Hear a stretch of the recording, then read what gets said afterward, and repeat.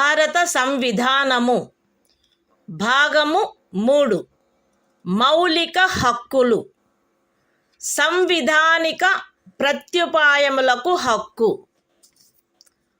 Article 32 ఈ భాగముచే ప్రదత్తము చేయబడిన హక్కులను అమలుపరుచుటకు ప్రత్యుపాయములు ఈ భాగము ద్వారా ప్రదత్తమైన హక్కులను అమలుపరచుటకు సముచిత చర్యల ద్వారా సర్వోన్నత న్యాయస్థానమును అర్థించు హక్కుకు హామీ ఇయ్యబడినది.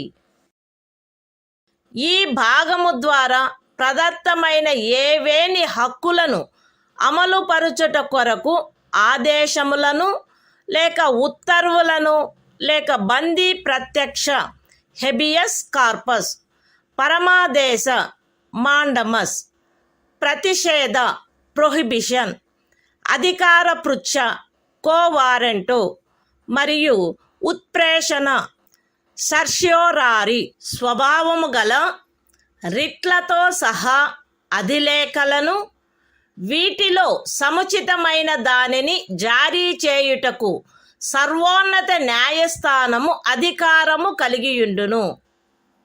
ఖండములు 1 మరియు 2 ద్వారా సర్వోన్నత న్యాయస్థానమునకు ప్రదత్తమైన అధికారములకు భంగము కలగకుండా ఖండము 2 క్రింద సర్వోన్నత న్యాయస్థానముచే వినియోగింపబడదగు అధికారముల అన్నిటినీ కానీ వాటిలో దేనినైనను కానీ ఏదేని ఇతర న్యాయస్థానమునకు దాని అధికారిత యొక్క స్థానిక హద్దులలో వినియోగించు అధికారమును శాసనము ద్వారా పార్లమెంటు వసగవచ్చును. ఈ అనుచ్ఛేదముచే హామీ ఇయ్యబడిన హక్కు ఈ సంవిధానముచే అన్యదా నిబంధింపబడినట్లు తప్ప suspend చేయబడరాదు. The Constitution of India, Part 3. Fundamental Rights. Right to constitutional remedies. Article 32. Remedies for enforcement of rights conferred by this part. 1. The right to move the Supreme Court, by appropriate proceedings for the enforcement of the rights conferred by this part, is guaranteed. 2. The Supreme Court shall have power to issue directions or orders, or writs, including writs in the nature of habeas corpus, mandamus, prohibition, quo warranto and certiorari, whichever may be appropriate, for the enforcement of any of the rights conferred by this part. 3. Without prejudice to the powers conferred on the Supreme Court, by clauses 1 and 2. Parliament may by law empower any other court to exercise within the local limits of its jurisdiction all or any of the powers exercisable by the Supreme Court under clause 2. 4. The right guaranteed by this article shall not be suspended, except as otherwise provided for by this Constitution.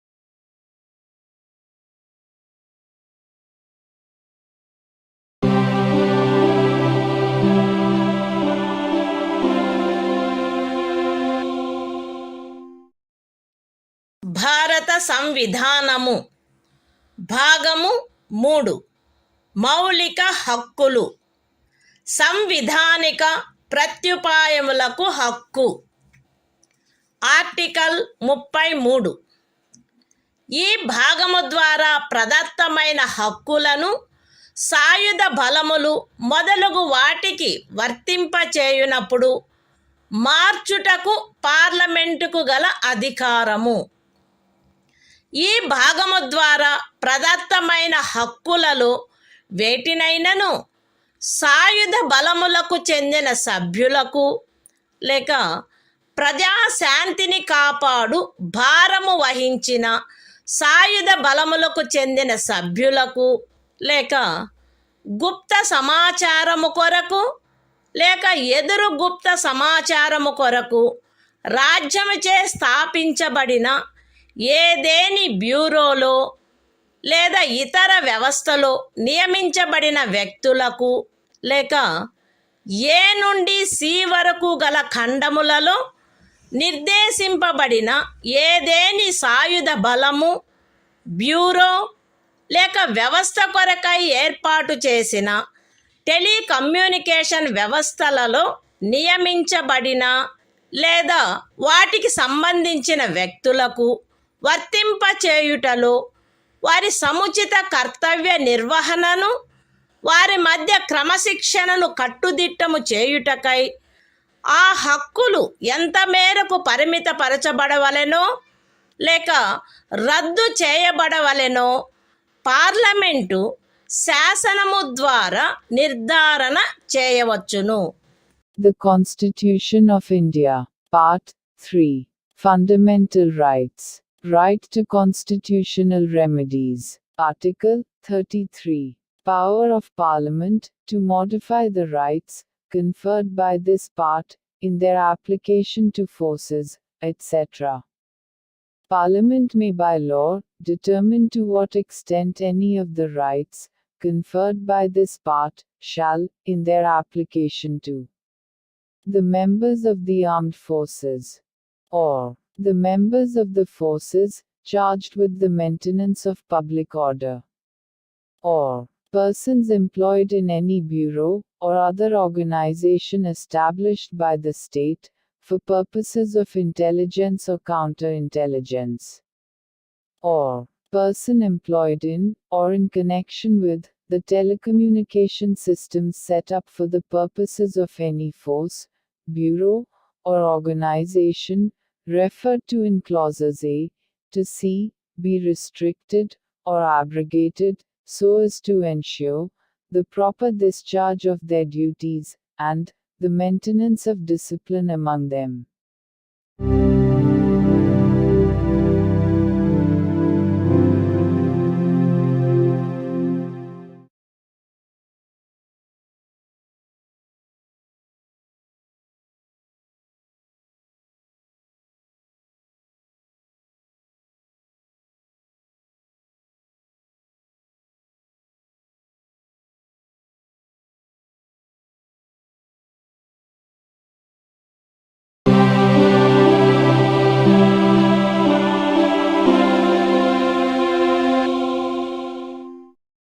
భారత సంవిధానము భాగము 3 మౌలిక హక్కులు సంవిధానిక ప్రత్యుపాయములకు హక్కు article 34 ఏదేని ప్రాంతములో సైనిక శాసనము అమలులోనున్నప్పుడు ఈ భాగము ద్వారా ప్రదత్తమైన హక్కులపై నిర్బంధన ఈ భాగమునందు పూర్వగామి నిబంధనలలో ఏమి ఉన్నప్పటికీ భారతదేశ రాజ్యక్షేత్రములోని ఏదేని ప్రాంతములో సైనిక శాసనము అమలులో ఉండి ఉన్నచో సంఘము యొక్క లేక ఒక రాజ్యము యొక్క సేవలోనున్న ఎవరేని వ్యక్తి అచట శాంతిని కాపాడుటకు లేక తిరిగి నెలకొల్పుటకు సంబంధించి చేసిన ఏదేని కార్యమును గూర్చి పార్లమెంటు శాసనము ద్వారా అతనికి క్షతిపూర్తి చేయవచ్చును లేక అట్టి ప్రాంతంలో సైనిక శాసనము క్రింద చేయబడిన ఏదేని దండనోత్తర్వును విధించబడిన ఏదేని శిక్షను ఉత్తర్వు చేయబడిన సమపహరణను లేక చేసిన ఏదేని ఇతర కార్యమును మాన్యమునర్చవచ్చును. The Constitution of India, Part 3. Fundamental Rights. Right to constitutional remedies. Article 34. Restriction on rights conferred by this part while martial law is in force in any area. Notwithstanding anything in the foregoing provisions of this part, Parliament may, by law, indemnify any person, in the service of the Union, or of a state, or any other person, in respect of any act done by him, in connection with the maintenance or restoration of order, in any area within the territory of India, where martial law was in force, or validate any sentence passed, punishment inflicted, forfeiture ordered, or other act done under martial law in such area.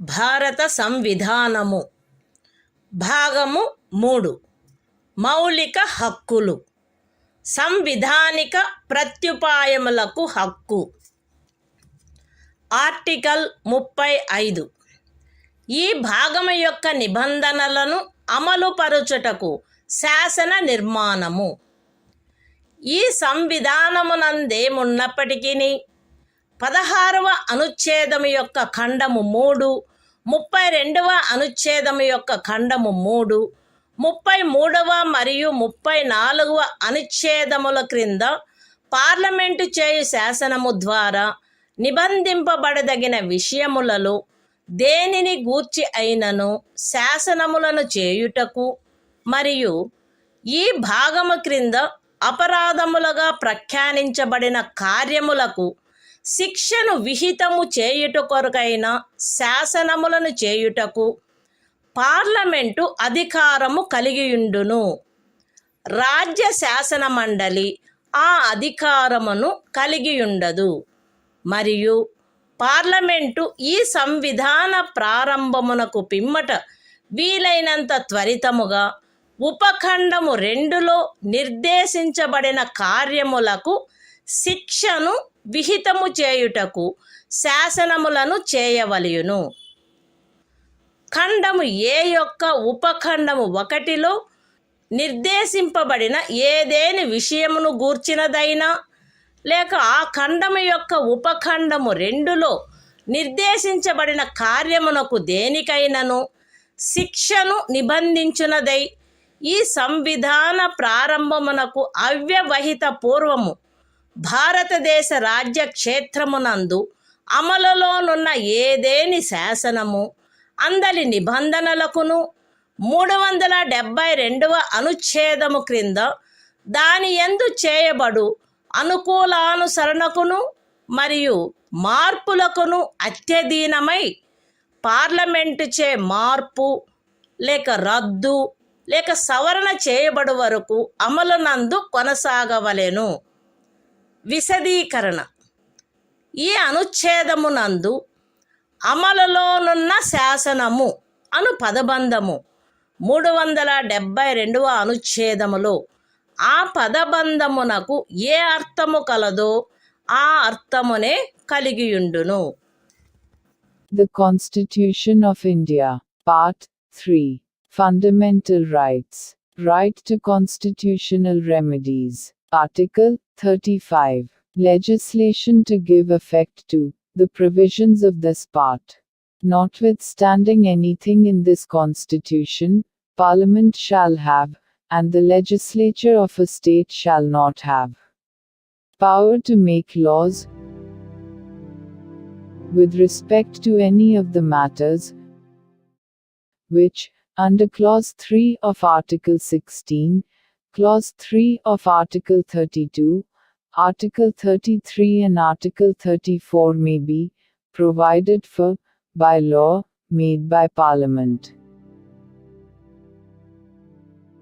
and for prescribing punishment for those acts which are declared to be offences under this part.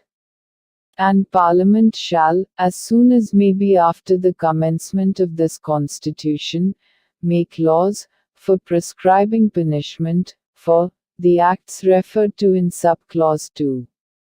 Any law, in force, immediately before the commencement of this Constitution, in the territory of India, with respect to any of the matters, referred to in subclause 1 of clause A, or providing for punishment for any act, referred to in subclause 2 of that clause shall, subject to the terms thereof, and to any adaptations and modifications that may be made therein, under Article 372, continue in force until altered, or repealed, or amended, by Parliament. Explanation. In this article, the expression, law in force, has the same meaning as in Article 372.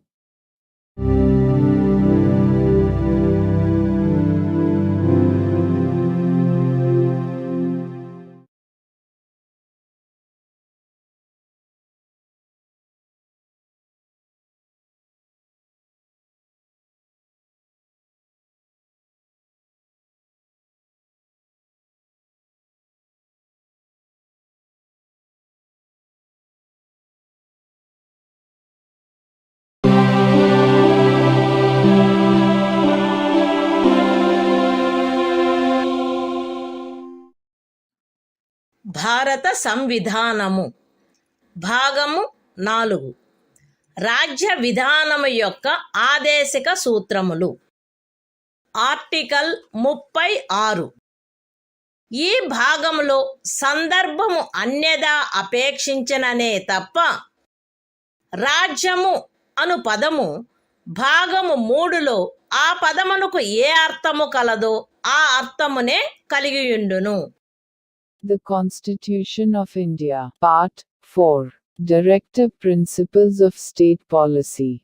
Article 36. Definition. In this part, unless the context otherwise requires, the state has the same meaning as in Part 3.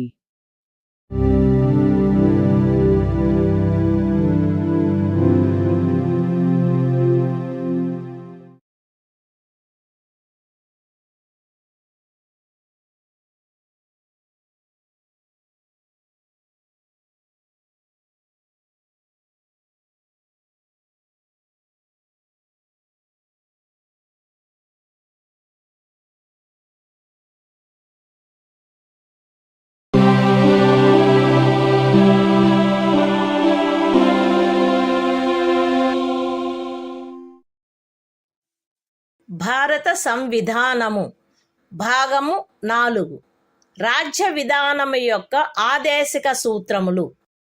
Article 37. ఈ భాగములో గల సూత్రముల వర్తింపు. ఈ భాగంలోని నిబంధనలు ఏ న్యాయస్థానముచే కాని అమలు జరపదగినవి కావు.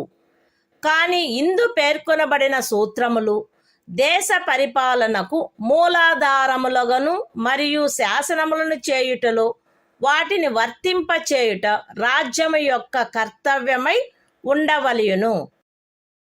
The Constitution of India, Part 4. Directive Principles of State Policy. Article 37. Application of the principles contained in this part. The provisions contained in this part shall not be enforceable by any court. But the principles therein laid down are, nevertheless, fundamental in the governance of the country, and it shall be the duty of the state to apply these principles in making laws.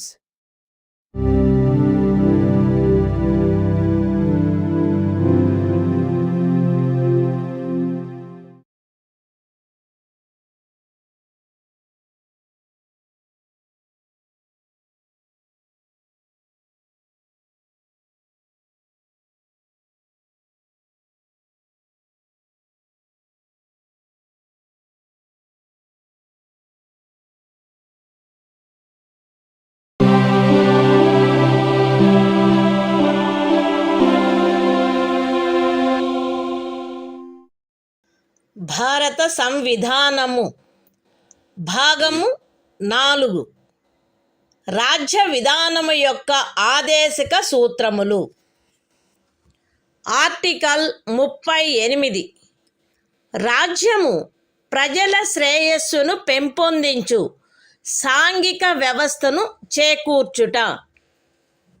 జాతీయ జీవనంలోని అన్ని రంగములలో సాంఘిక, ఆర్థిక మరియు రాజకీయ న్యాయమును ఉజ్జీవింపచేయు సాంఘిక వ్యవస్థను వీలైనంత వరకు కట్టుదిట్టము చేకూర్చుట ద్వారాను, దానిని రక్షించుట ద్వారాను రాజ్యము ప్రజల శ్రేయస్సును పెంపొందించుటకు పాటుపడవలెను.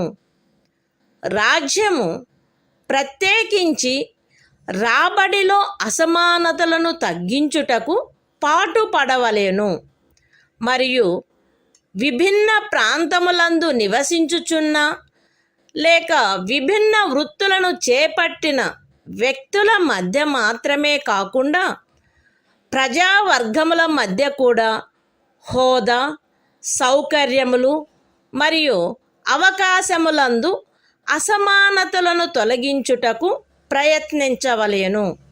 The Constitution of India, Part 4, Directive Principles of State Policy.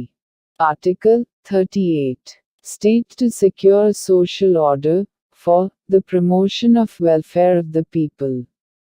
The state shall strive to promote the welfare of the people by securing and protecting as effectively as it may a social order in which justice, social, economic, and political shall inform all the institutions of the national life. The state shall, in particular, strive to minimize the inequalities in income and endeavor to eliminate inequalities in status, facilities and opportunities, not only amongst individuals, but also amongst groups of people residing in different areas or engaged in different vocations.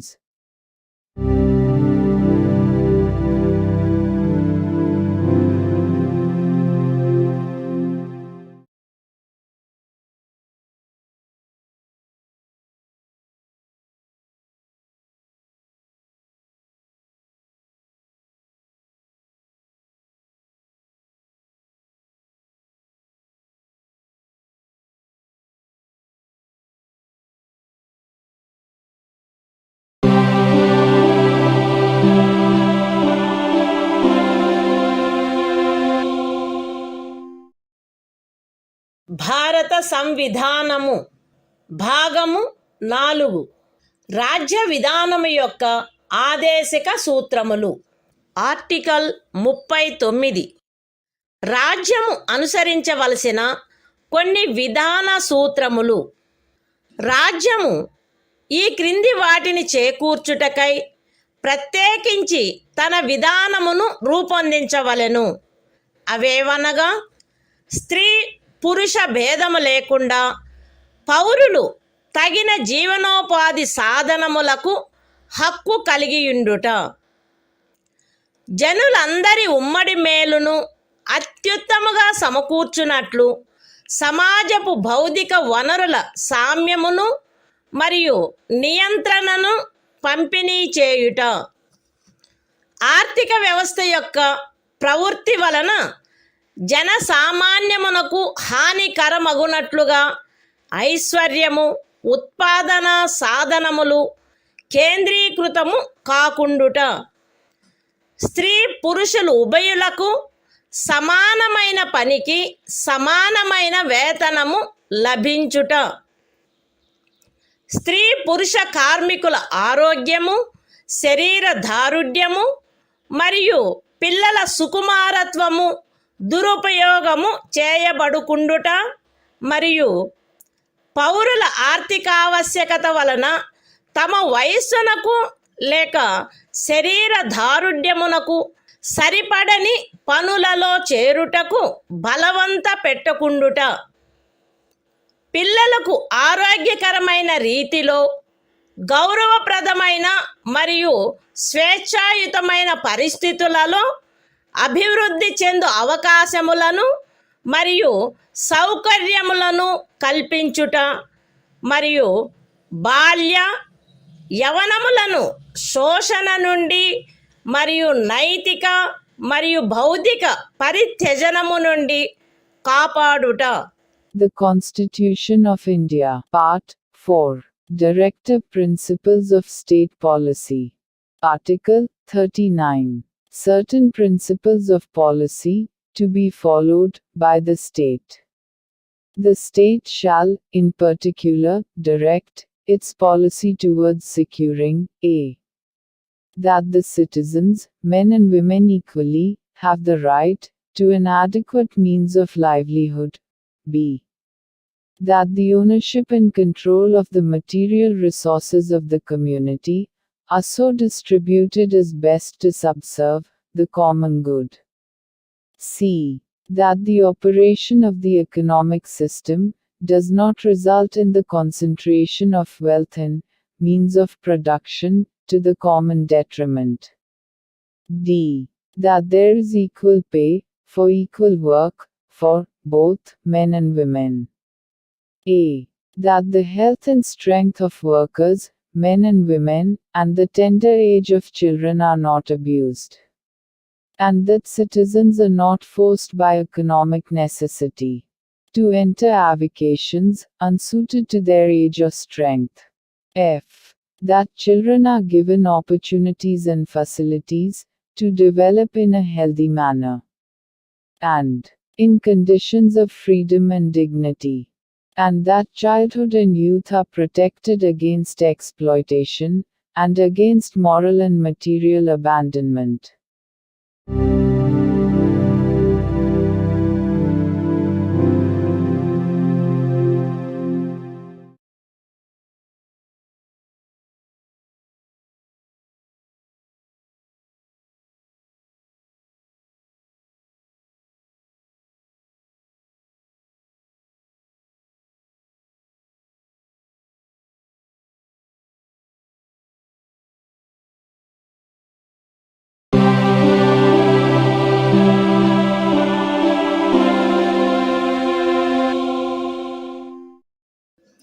భారత సంవిధానము భాగము 4. రాజ్య విధానము యొక్క ఆదేశక సూత్రములు. Article 39A. సమాన న్యాయము, ఉచిత న్యాయవాద సహాయము. శాసన వ్యవస్థ ప్రవృత్తి సమానావకాశ ప్రాతిపదికపై న్యాయమును చేకూర్చు రీతిలో నిర్వహించబడునట్లు రాజ్యము కట్టుదిట్టము చేయవలెను. మరియు ప్రత్యేకముగా ఏ పౌరునికైనను ఆర్థిక లేక ఇతర అసక్తతల కారణమున న్యాయమును పొంద అవకాశములు అలభ్యము కాకుండునట్లు కట్టుదిట్టము చేయుటకై తగిన శాసన నిర్మాణమును లేక పథకముల ద్వారా గాని ఏదేని ఇతర విధముగా గాని ఉచిత న్యాయవాద సహాయమును సమకూర్చవలెను. The Constitution of India, Part 4. Directive Principles of State Policy. Article 39A. Equal justice and free legal aid. The state shall secure that the operation of the legal system promotes justice on a basis of equal opportunity, and shall, in particular, provide free legal aid by suitable legislation or schemes, or in any other way to ensure that opportunities for securing justice are not denied to any citizen by reason of economic or other disabilities.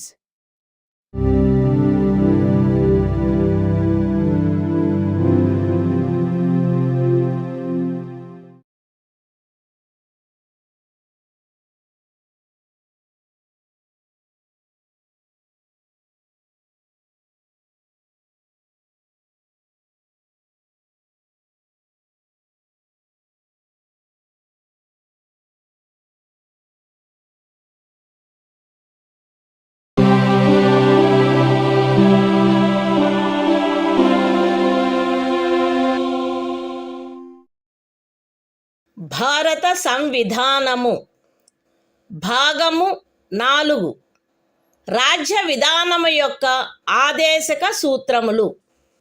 Article 40 గ్రామ పంచాయతీల వ్యవస్థీకరణ. గ్రామ పంచాయతీలను వ్యవస్థీకరించి స్వపరిపాలనా యూనిట్లుగా అవి పనిచేయుటకు వాటికి ఆవశ్యకమగు అధికార ప్రాధికారముల నొసగుటకు రాజ్యము చర్యలను గైగొనవలెను. The Constitution of India, Part 4, Directive Principles of State Policy. Article 40, Organization of Village Panchayats. The state shall take steps to organize village panchayats, and endow them with such powers and authority as may be necessary to enable them to function as units of self-government.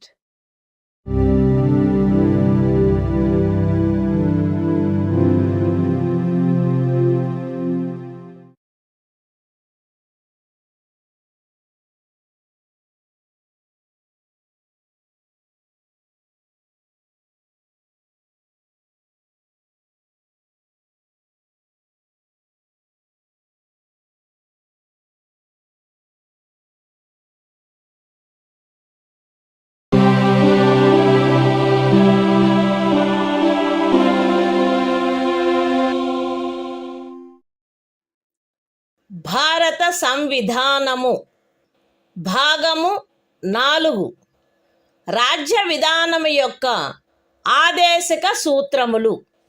Article 41 పనికి విద్యకు కొన్ని సందర్భములలో ప్రజా సహాయమునకు హక్కు. రాజ్యము దాని ఆర్థిక స్తోమత మరియు అభివృద్ధి పరిమితుల మేరకు పనిచేయు హక్కును, విద్య నేర్చుకొను హక్కును మరియు నిరుద్యోగము, వృద్ధాప్యము, అనారోగ్యము, అంగవైకల్యము మరియు ఇతర విధములైన అకారణ దారిద్ర్యము కలిగిన సందర్భములలో ప్రజా సహాయమును పొందు హక్కును చేకూర్చుటకై కట్టుదిట్టమైన ఏర్పాటు చేయవలెను. The Constitution of India, Part 4, Directive Principles of State Policy. Article 41, Right to work, to education, and to public assistance, in certain cases. The state shall, within the limits of its economic capacity and development, make effective provision for securing the right to work, to education, and to public assistance, in cases of unemployment, old age, sickness, and disablement, and in other cases of undeserved want.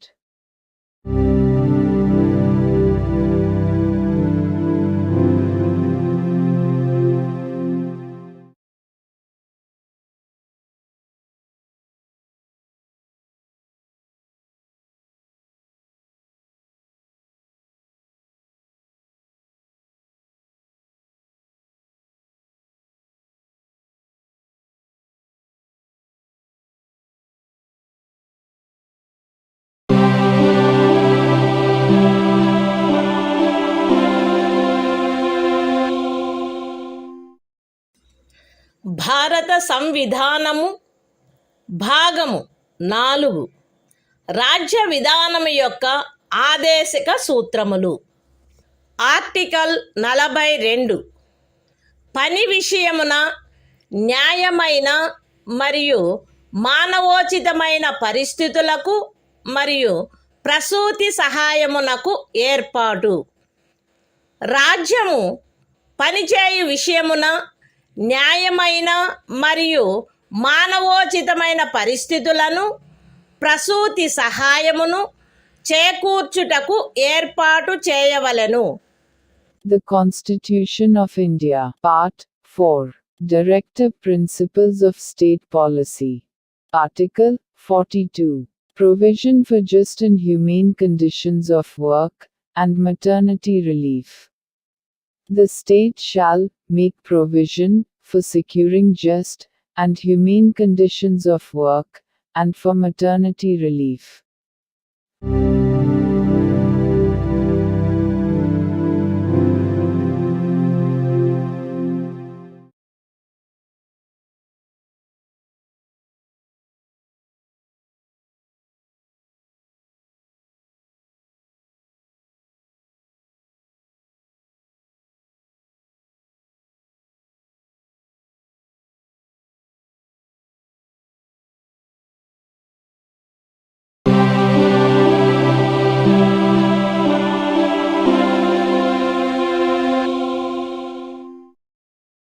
భారత సంవిధానము భాగము 4 రాజ్య విధానము యొక్క ఆదేశక సూత్రములు.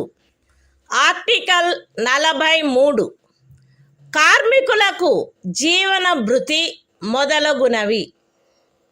రాజ్యము తగిన శాసన నిర్మాణము ద్వారా లేక ఆర్థిక వ్యవస్థాపన ద్వారా లేక మరే విధముగానైనా వ్యవసాయ, పారిశ్రామిక లేక ఇతర కార్మికులందరికీ పనిని, జీవన భృతిని మరియు సముచిత జీవన స్థాయిని, విశ్రాంతి మరియు సాంఘిక సాంస్కృతిక అవకాశముల పూర్తి వినియోగమును చేకూర్చునట్టి పని పరిస్థితులను కల్పించుటకు ప్రయత్నించవలెను.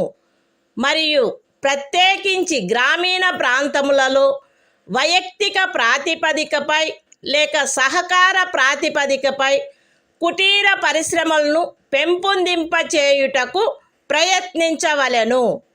The Constitution of India, Part 4. Directive Principles of State Policy.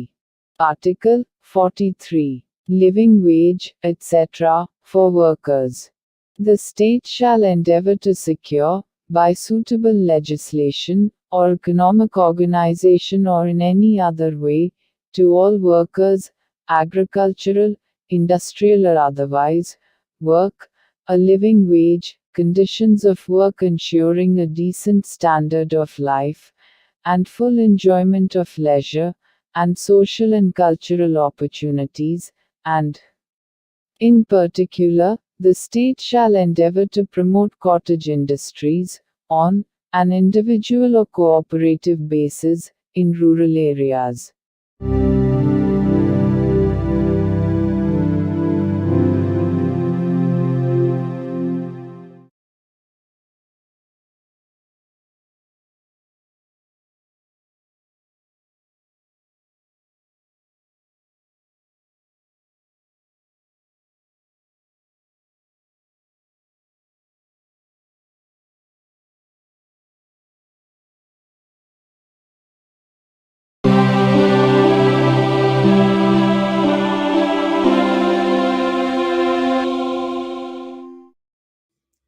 భారత సంవిధానము భాగము 4 రాజ్య విధానము యొక్క ఆదేశిక సూత్రములు.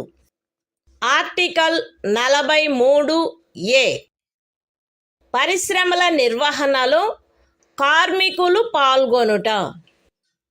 రాజ్యము తగిన శాసన నిర్మాణము ద్వారా లేక ఏదేని ఇతర విధముగా ఏదేని పరిశ్రమలో నిమగ్నమైన సంస్థల వ్యవస్థాపన లేక ఇతర వ్యవస్థల నిర్వహణలో కార్మికులు పాల్గొనున్నట్లు చర్యలు తీసుకొనవలెను. The Constitution of India, Part 4. Directive Principles of State Policy. Article 43A. Participation of workers in management of industries. The state shall take steps, by suitable legislation or in any other way, to secure the participation of workers in the management of undertakings, establishments, or other organizations engaged in any industry.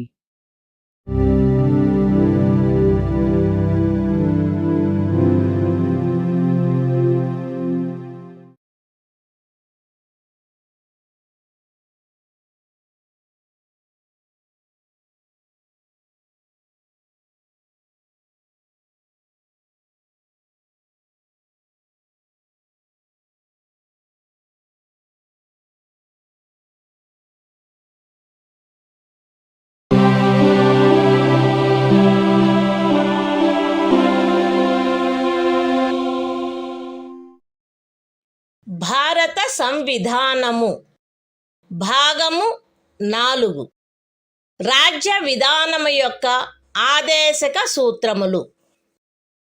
Article 43 సహకార సంఘముల ప్రవర్ధనము. రాజ్యము సహకార సంఘములు స్వచ్ఛందముగా రూపొందించుటకు, స్వాయత్తముగా కృత్యములు నిర్వహించుటకు, ప్రజాస్వామ్య నియంత్రణ మరియు వృత్తిపరమై యాజమాన్యమును ప్రోత్సహించుటకు ప్రయత్నించవలెను. The Constitution of India, Part 4, Directive Principles of State Policy. Article 43b. Promotion of cooperative societies. The state shall endeavor to promote voluntary formation, autonomous functioning, democratic control and professional management of cooperative societies.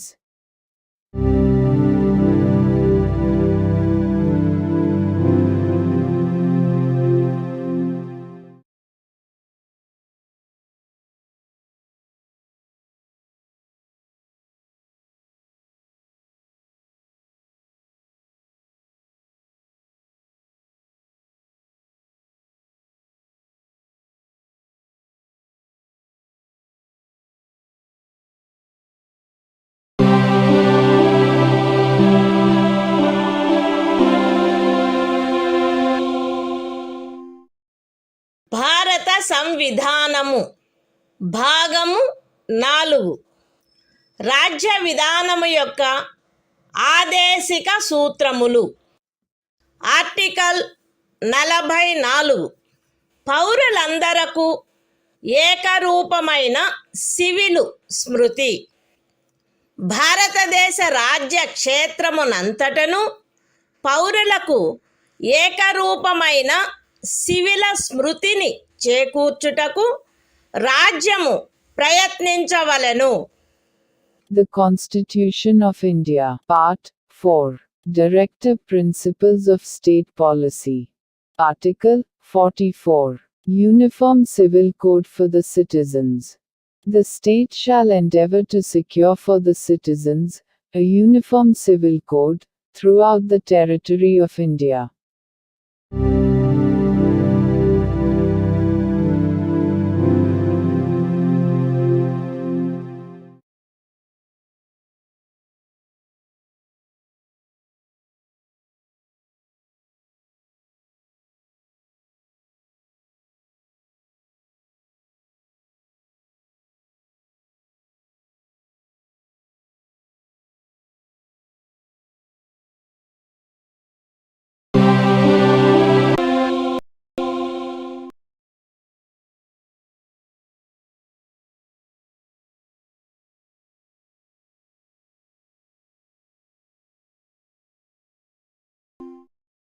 భారత సంవిధానము భాగము 4 రాజ్య విధానము యొక్క ఆదేశిక సూత్రములు.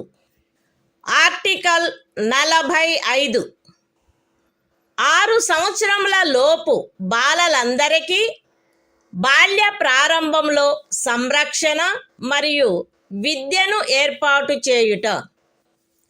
బాలలందరూ వారు 6 సంవత్సరముల వయస్సు పూర్తి చేయునంత వరకు వారికి బాల్య ప్రారంభంలో సంరక్షణ మరియు విద్యను ఏర్పాటు చేయుటకు రాజ్యము ప్రయత్నించవలెను. The Constitution of India, Part 4, Directive Principles of State Policy. Article 45. Provision for early childhood care and education to children below the age of 6 years. The state shall endeavor to provide early childhood care and education for all children until they complete the age of 6 years.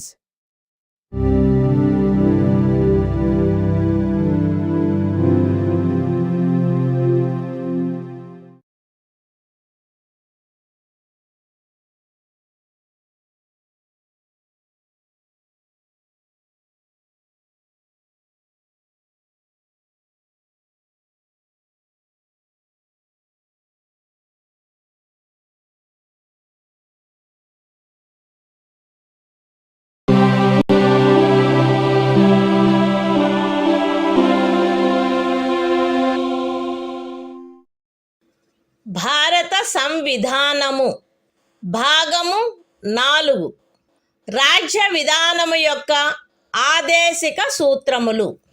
Article 46 అనుసూచిత కులముల, అనుసూచిత జనజాతుల మరియు ఇతర బలహీన వర్గముల యొక్క విద్యా విషయక మరియు ఆర్థిక హితములను పెంపొందించుట.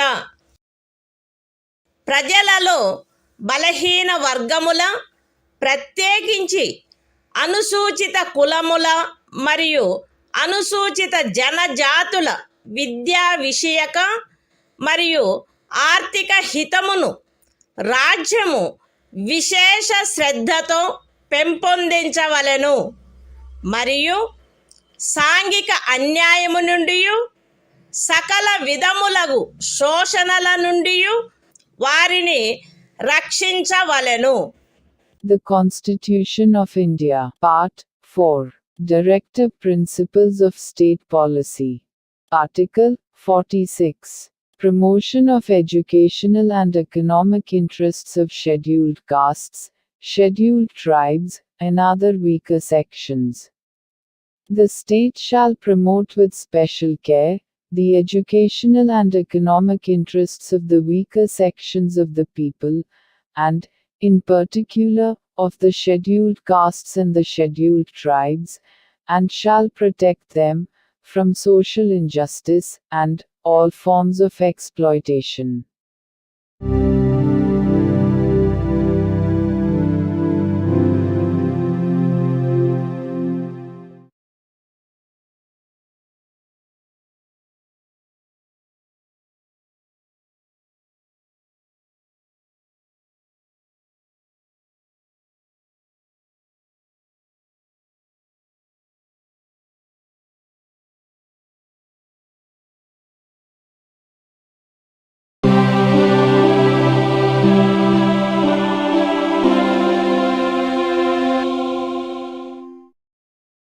భారత సంవిధానము భాగము 4 రాజ్య విధానము యొక్క ఆదేశిక సూత్రములు. ఆర్టికల్ 47 ఆహార పుష్టి స్థాయిని, జీవన స్థాయిని పెంచుటలో మరియు ప్రజారోగ్యమును మెరుగుపరచుటలో రాజ్యము యొక్క కర్తవ్యము. రాజ్యము ప్రజల ఆహార పుష్టి యొక్క స్థాయిని, జీవన స్థాయిని పెంచుట మరియు ప్రజారోగ్యమును మెరుగుపరుచుట తన ప్రాథమిక కర్తవ్యములలోనివిగా పరిగణించవలెను మరియు ప్రత్యేకించి వైద్య ప్రయోజనములకై తప్ప మద్యపానీయములను మరియు ఆరోగ్యమునకు భంగము కలిగించు ఔషధములను సేవించుటను నిషేధించుటకు రాజ్యము ప్రయత్నించవలెను. The Constitution of India, Part 4, Directive Principles of State Policy. Article 47. Duty of the state to raise the level of nutrition and the standard of living, and to improve public health. The state shall regard the raising of the level of nutrition and the standard of living of its people, and the improvement of public health, as among its primary duties, and, in particular, the state shall endeavor to bring about prohibition of the consumption, except for medicinal purposes, of intoxicating drinks and of drugs, which are injurious to health.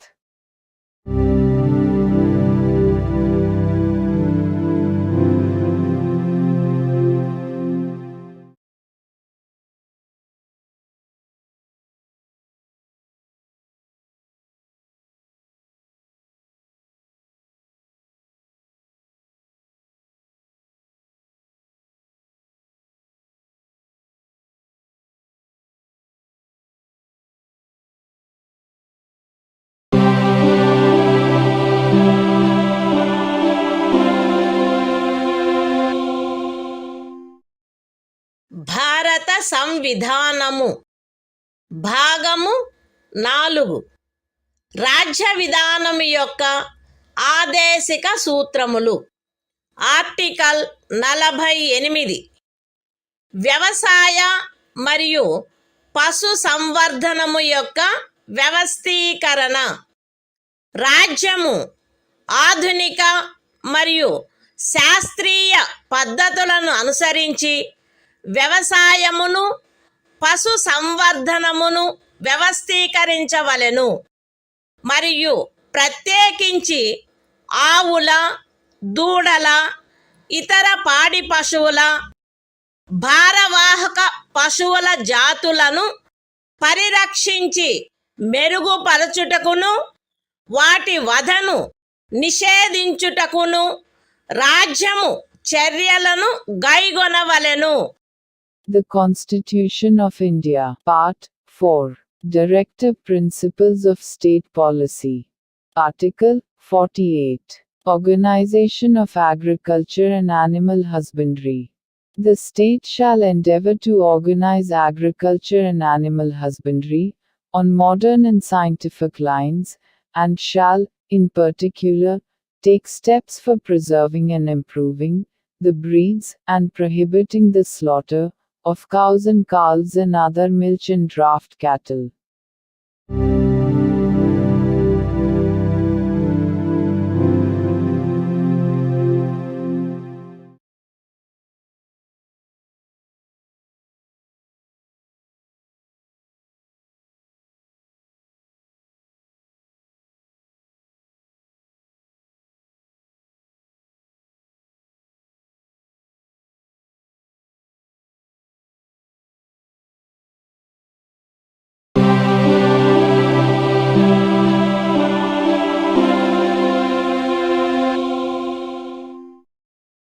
భారత సంవిధానము. భాగము 4 రాజ్య విధానము యొక్క ఆదేశిక సూత్రములు. Article 48 ఏ పరిసరముల రక్షణ మరియు అభివృద్ధి మరియు అడవుల వన్యప్రాణుల సంరక్షణ. రాజ్యము పరిసరములను కాపాడి అభివృద్ధి చేయుటకును దేశములోని అడవులను వన్యప్రాణులను సంరక్షించుటకును ప్రయత్నించవలెను. The Constitution of India, Part 4, Directive Principles of State Policy. Article 48A, Protection and Improvement of Environment, and Safeguarding of Forests and Wildlife. The state shall endeavor to protect and improve the environment, and to safeguard the forests and wildlife of the country.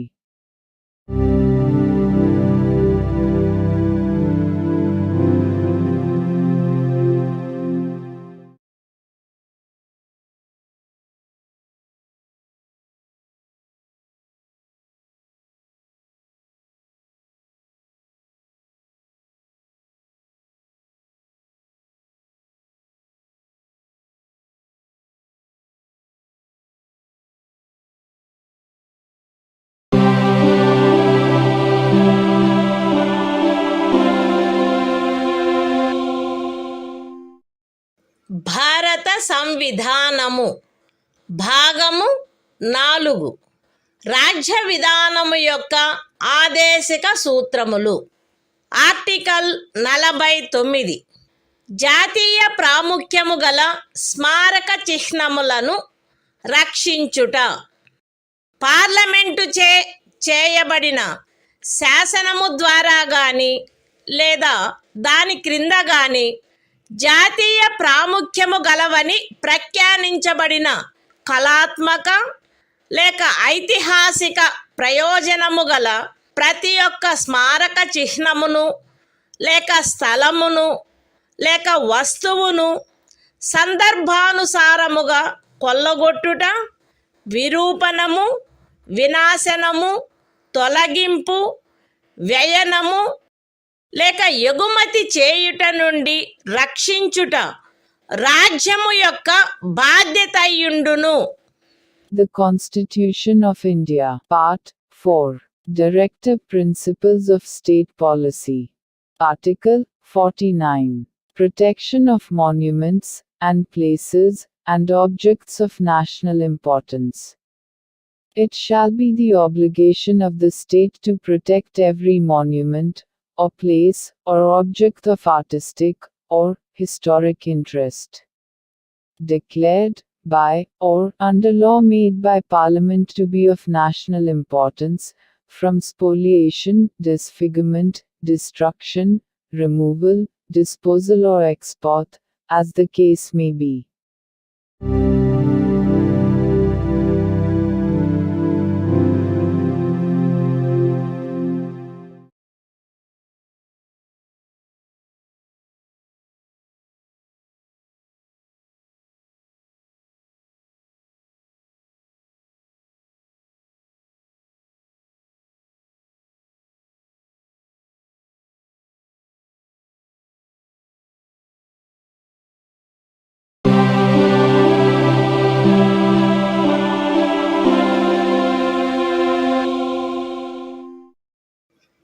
భారత సంవిధానము భాగము 4 రాజ్య విధానము యొక్క ఆదేశిక సూత్రములు.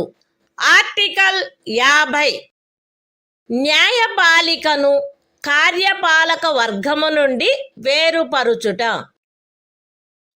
రాజ్యము యొక్క public సేవలలో న్యాయపాలికను కార్యపాలక వర్గము నుండి వేరుపరుచుటకు రాజ్యము చర్యలను గైగొనవలెను.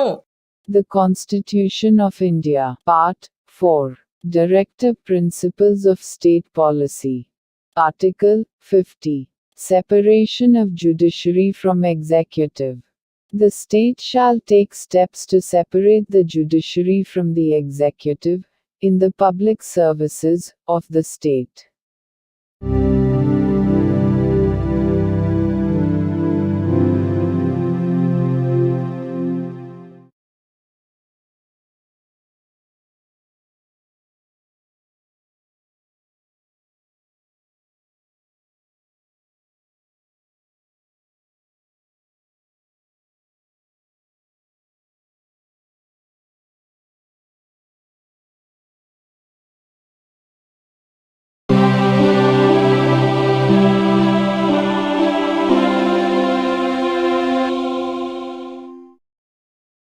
భారత సంవిధానము భాగము 4 రాజ్య విధానము యొక్క ఆదేశిక సూత్రములు.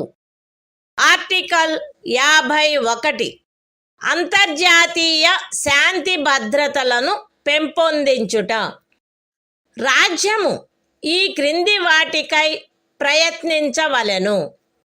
అంతర్జాతీయ శాంతి భద్రతలను పెంపొందించుట, జాతుల మధ్య న్యాయమైన మరియు గౌరవప్రదమైన సంబంధములను నెలకొల్పుట, సువ్యవస్థిత ప్రజానీకముల పరస్పర వ్యవహారములందు అంతర్జాతీయ శాసనము పట్ల, సంధి బాధ్యతల పట్ల గౌరవమును పెంపొందించుట మరియు అంతర్జాతీయ వివాదముల పరిష్కారము మధ్యవర్తిత్వము ద్వారా జరుగుటను ప్రోత్సహించుట. The Constitution of India, Part 4. Directive Principles of State Policy. Article 51. Promotion of international peace and security. The state shall endeavor to a. Promote international peace and security. b. Maintain just and honorable relations between nations. c. Foster respect for international law and treaty obligations in the dealings of organized peoples with one another. And d. Encourage settlement of international disputes by arbitration.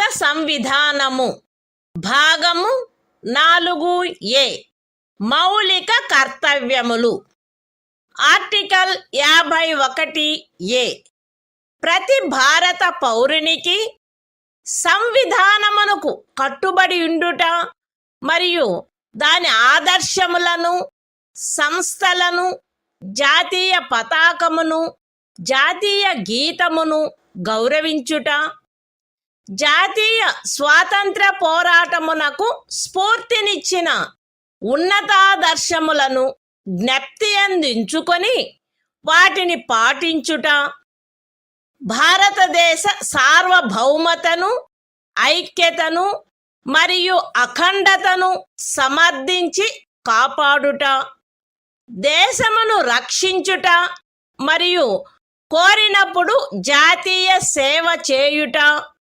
భారత ప్రజలందరి మధ్య మత, భాష మరియు ప్రాంతము లేక వర్గ వైవిధ్యముల అధిగమించి సామరస్యమును, సోదర భావమును పెంపొందించుట మరియు స్త్రీల గౌరవమును న్యూనపరుచు ఆచారములను విడనాడుట, మన సమ్మిశ్ర సంస్కృతి యొక్క సుసంపన్న సాంప్రదాయమును గౌరవించి పరిరక్షించుట, అడవులు, సరస్సులు, నదులు మరియు వన్యప్రాణులతో సహా ప్రకృతి సిద్ధమైన పరిసరములను కాపాడి అభివృద్ధి చేయుట మరియు ప్రాణికోటి పట్ల కరుణను కలిగియుండుట, వైజ్ఞానిక దృక్పథమును, మానవతావాదమును, జిజ్ఞాసను మరియు సంస్కరణా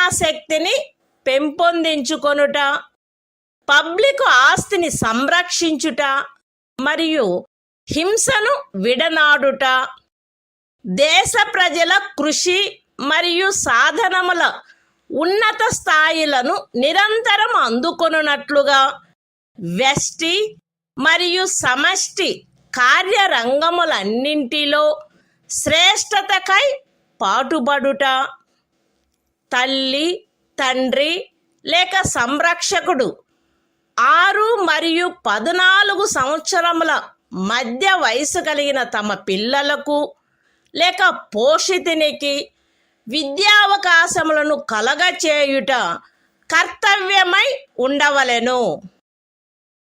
The Constitution of India, Part 4A.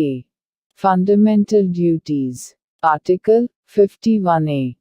Fundamental Duties. It shall be the duty of every citizen of India to abide by the Constitution and respect its ideals and institutions, the national flag and the national anthem. B. To cherish and follow the noble ideals which inspired our national struggle for freedom. C. To uphold and protect the sovereignty, unity and integrity of India. D. To defend the country and render national service when called upon to do so. A. To promote harmony and the spirit of common brotherhood amongst all the people of India, transcending religious, linguistic and regional or sectional diversities. To renounce practices derogatory to the dignity of women. F. To value and preserve the rich heritage of our composite culture. G. To protect and improve the natural environment, including forests, lakes, rivers and wildlife, and to have compassion for living creatures. H. To develop the scientific temper, humanism, and the spirit of inquiry and reform. I. To safeguard public property and to abjure violence. J. To strive towards excellence in all spheres of individual and collective activity, so that the nation constantly rises to higher levels of endeavor and achievement. K. Who is a parent or guardian, to provide opportunities for education to his child, or, as the case may be, What between the age of 6 and 14 years?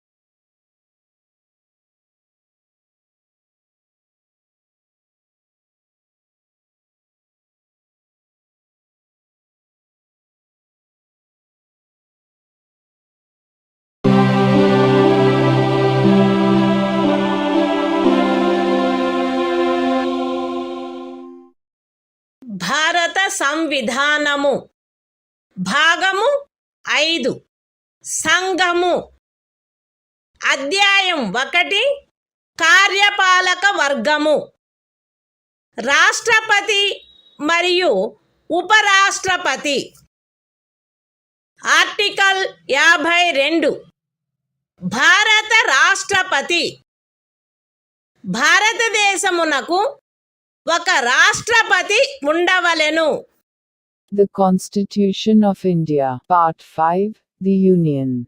Chapter 1, The Executive. The President and Vice President. Article 52. The President of India.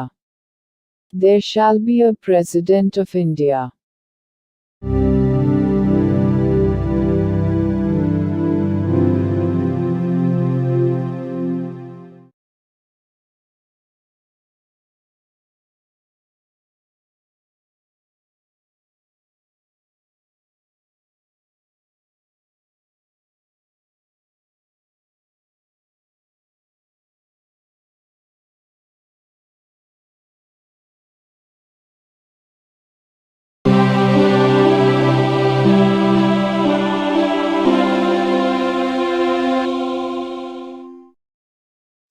భారత సంవిధానము భాగము 5 సంఘము అధ్యాయము 1 కార్యపాలక వర్గము రాష్ట్రపతి మరియు ఉపరాష్ట్రపతి article 53 సంఘము యొక్క కార్యపాలకాధికారము సంఘము యొక్క కార్యపాలకాధికారము రాష్ట్రపతి యందు నిహితమై ఉండవలెను.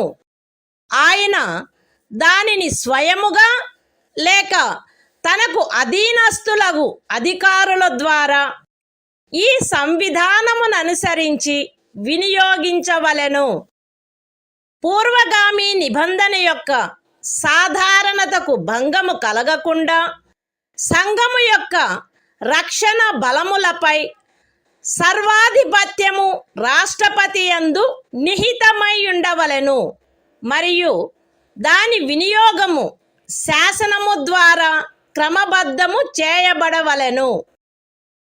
ఈ అనుచ్ఛేదములోనిదేదియు అస్తిత్వంలోనున్న ఏదేని శాసనము ద్వారా ఏదేని రాజ్య ప్రభుత్వమునకు గాని ఇతర ప్రాధికారికి గాని ప్రదత్తము చేయబడిన ఏవేని కృత్యములను రాష్ట్రపతికి అంతరణ చేయునిదిగా భావింపబడరాదు లేక రాష్ట్రపతి మినహా ఇతర ప్రాధికారులకు శాసనము ద్వారా కృత్యములను ప్రదత్తము చేయుట నుండి పార్లమెంటును నివారించదు.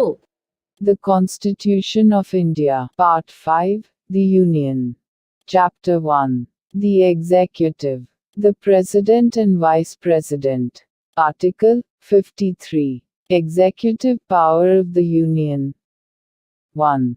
The executive power of the Union shall be vested in the President, and shall be exercised by him, either directly, or through officers, subordinate to him, in accordance with this Constitution. 2. Without prejudice to the generality of the foregoing provision, the supreme command of the defense forces of the Union shall be vested in the President, and the exercise thereof shall be regulated by law. 3. Nothing in this article shall be deemed to transfer to the President any functions conferred by any existing law on the government of any state, or other authority, or prevent Parliament from conferring by law functions on authorities other than the President.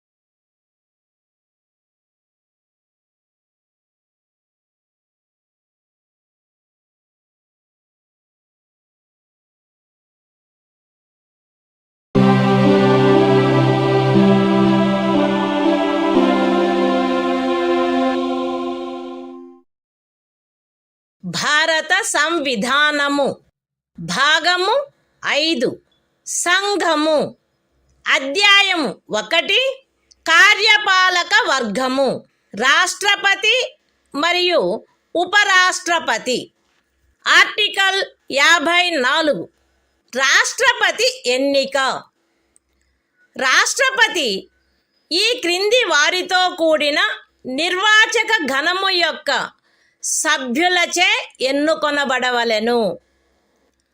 Parliament ఉభయ సదనములోని ఎన్నుకొనబడిన సభ్యులు మరియు రాజ్య శాసన సభలలోని ఎన్నుకొనబడిన సభ్యులు. విశదీకరణ: ఈ అనుచ్ఛేదము మరియు అనుచ్ఛేదము 55లోని రాజ్యము అను పదములో ఢిల్లీ జాతీయ రాజధాని రాజ్యక్షేత్రము మరియు పాండిచ్చేరి సంఘ రాజ్యక్షేత్రము చేరియుండును. The Constitution of India, Part 5, The Union. Chapter 1. The Executive. The President and Vice President. Article 54. Election of President. The President shall be elected by the members of an electoral college, consisting of a. the elected members of both houses of Parliament, and b. the elected members of the legislative assemblies of the states. Explanation: in this article, and in Article 55, state includes the National Capital Territory of Delhi and the Union Territory of Pondicherry.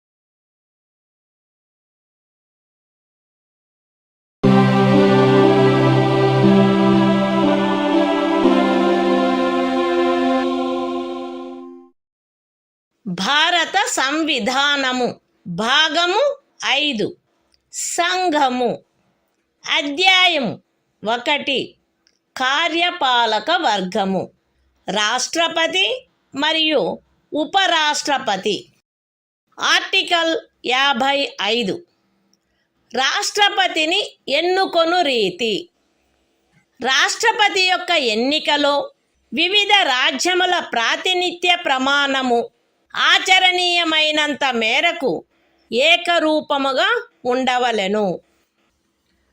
రాజ్యముల మధ్య అట్టి ఏకరూపతను చేకూర్చుటకుగాను మరియు మొత్తము రాజ్యములకును సంఘమునకును మధ్య సమత్వమును చేకూర్చుటకుగాను అట్టి ఎన్నికలో పార్లమెంటులోని మరియు ప్రతి రాజ్య శాసనసభలోని ఎన్నుకొనబడిన ప్రతి సభ్యుడు ఇచ్చుటకు హక్కు కలిగియున్న ఓట్ల సంఖ్యను ఈ క్రింది రీతిగా నిర్ధారణ చేయవలెను. ఏ. రాజ్యం యొక్క జనసంఖ్యను ఆ రాజ్య శాసనసభలోని ఎన్నుకొనబడిన మొత్తము సభ్యుల సంఖ్యతో భాగించగా వచ్చు భాగఫలములో 1000 యొక్క గుణిజములు ఎన్నియుండునో అన్ని ఓట్లను రాజ్య శాసనసభకు ఎన్నుకొనబడిన ప్రతి సభ్యుడు కలిగి ఉండవలెను. బి 1000 యొక్క సదరు గుణిజములను లెక్కించిన పిమ్మట శేషము 500కు తగ్గనిచో ఉపఖండము ఏలో నిర్దేశింపబడిన ప్రతి సభ్యునకు గల ఓట్ల సంఖ్యకు అదనముగా 1 ఓటును చేర్చవలెను. సి ఉపఖండములు ఏ మరియు బిల క్రింద రాజ్య శాసనసభలోని సభ్యులకు నియతమైన ఓట్ల మొత్తపు సంఖ్యను పార్లమెంటు ఉభయ సదనములో ఎన్నుకొనబడిన సభ్యుల మొత్తము సంఖ్యతో భాగించగా ఏ సంఖ్య వచ్చునో అన్ని ఓట్లను పార్లమెంటు ఉభయ సదనములోని ఎన్నుకోబడిన ప్రతి సభ్యుడు కలిగి ఉండవలెను. సగమునకు మించిన భిన్నమును 1గా పరిగణించవలెను. ఇతర భిన్నములను ఉపేక్షించవలెను.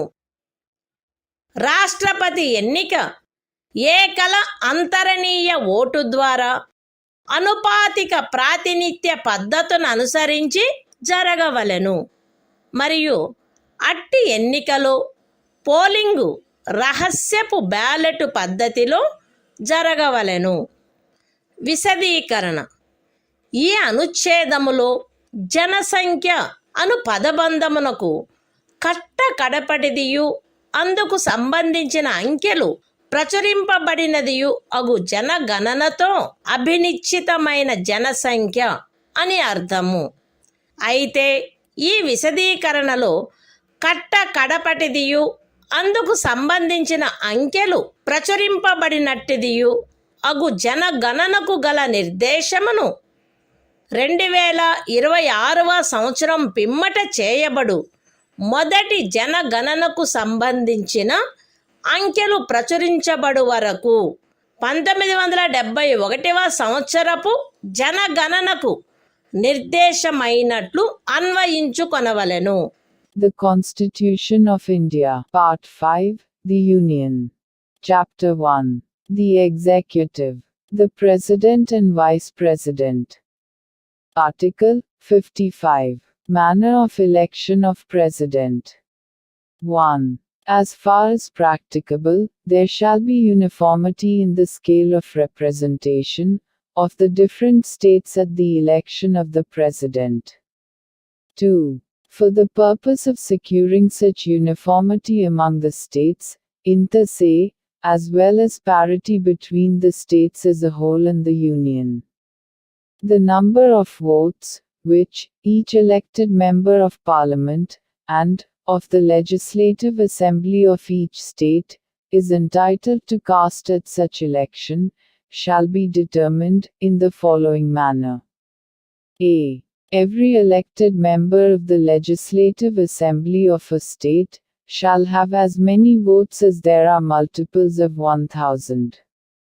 In the quotient obtained by dividing the population of the state by the total number of the elected members of the Assembly.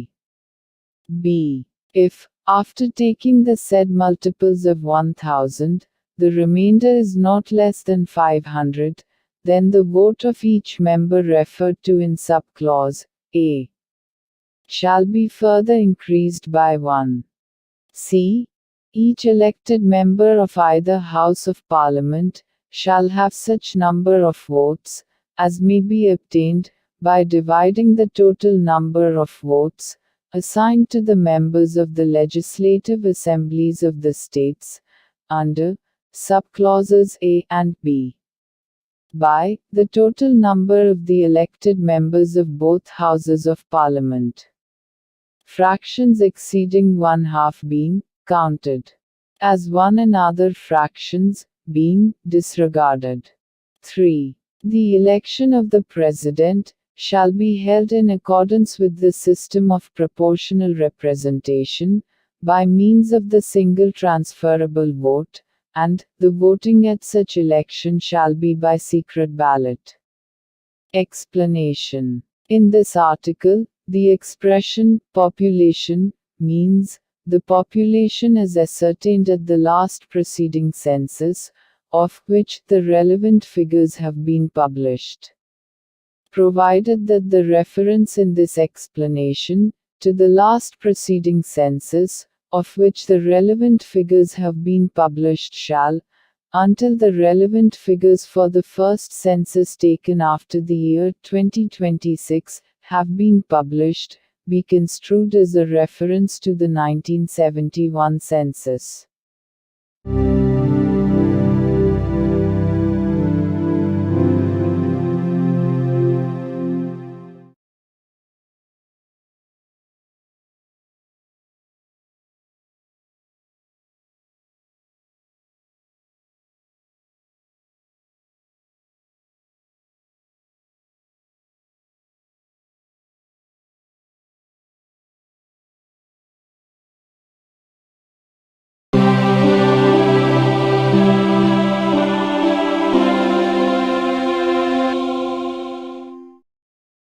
భారత సంవిధానము భాగము 5 సంఘము అధ్యాయము 1 కార్యపాలక వర్గము రాష్ట్రపతి మరియు ఉపరాష్ట్రపతి ఆర్టికల్ 56 రాష్ట్రపతి పదావధి రాష్ట్రపతి తన పదవిలో ప్రవేశించిన తేదీ నుండి 5 సంవత్సరముల కాలావధి వరకు పదవి యందుండవలెను.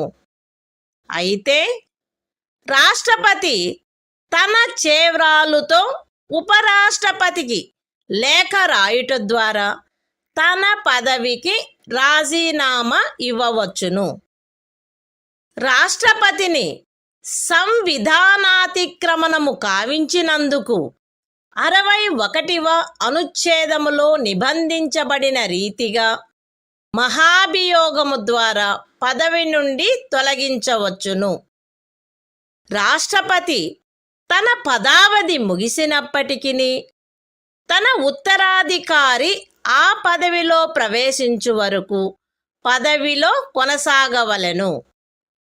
ఖండము 1 యొక్క వినాయింపులోని ఖండము ఏ క్రింద ఉపరాష్ట్రపతికి పంపబడిన రాజీనామా పత్రమును ఆయన లోక్సభ అధ్యక్షునికి తక్షణమే పంపవలెను. The Constitution of India, Part 5, The Union. Chapter 1. The Executive. The President and Vice President. Article 56. Term of Office of President. 1. The President shall hold office for a term of 5 years, from the date on which he enters upon his office. Provided that a. The President may, by writing under his hand addressed to the Vice President, resign his office. b. The President may, for violation of the Constitution, be removed from office by impeachment in the manner provided in Article 61. c. The President shall, notwithstanding the expiration of his term, continue to hold office, until his successor enters upon his office. 2. Any resignation addressed to the Vice President under Clause A of the proviso to Clause 1 shall forthwith be communicated by him to the Speaker of the House of the People.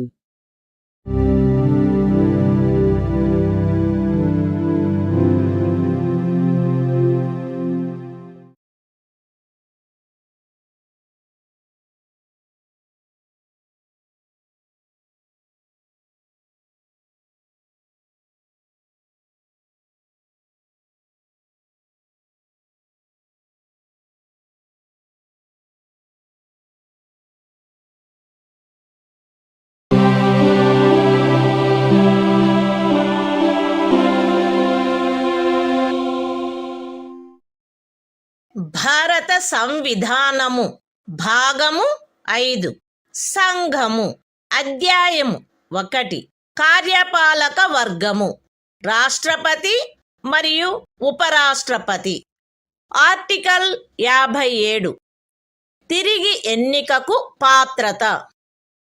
రాష్ట్రపతి పదవియందున్నా లేక ఆ పదవియందుండిన ఏ వ్యక్తి అయినను ఈ సంవిధానములోని ఇతర నిబంధనలకు అత్యధీనమై ఆ పదవికి తిరిగి ఎన్నుకొనుబడుటకు పాత్రుడై ఉండును. The Constitution of India, Part 5, The Union. Chapter 1. The Executive. The President and Vice President. Article 57. Eligibility for re-election. A person who holds, or who has held, office as President shall, subject to the other provisions of this Constitution, be eligible for re-election to that office.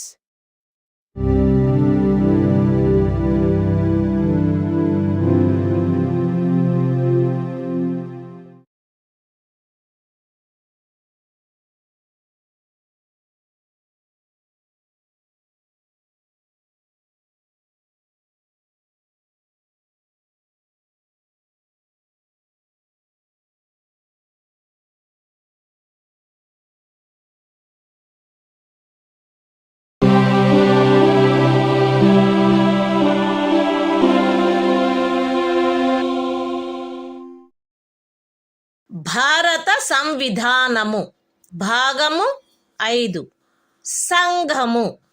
అధ్యాయము 1 కార్యపాలక వర్గము.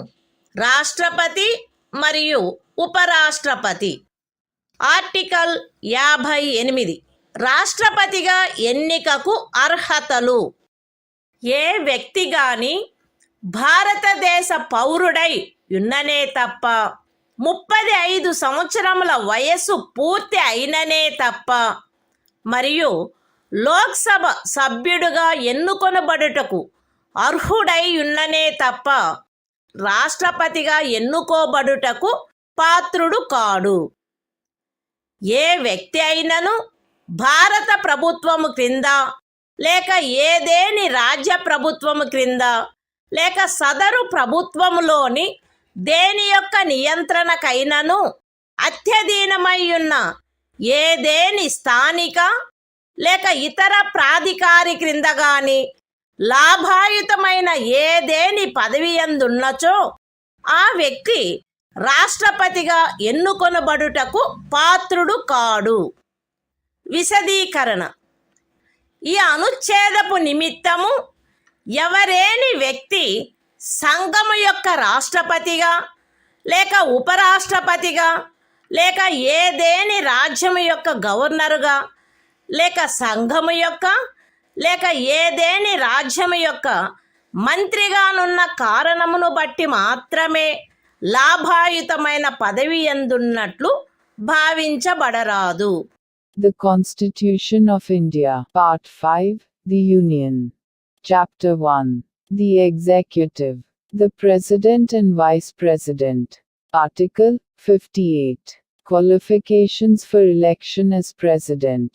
1. No person shall be eligible for election as President, unless he is a citizen of India, has completed the age of 35 years, and is qualified for election, as a member of the House, of the People. 2. A person shall not be eligible for election as President if he holds any office of profit, under the Government of India, or the Government of any state, or under any local or other authority, subject to the control of any of the said governments. Explanation. For the purposes of this article, a person shall not be deemed to hold any office of profit, by reason only that he is the President or Vice President of the Union, or the Governor of any state, or as a minister either for the Union or for any state.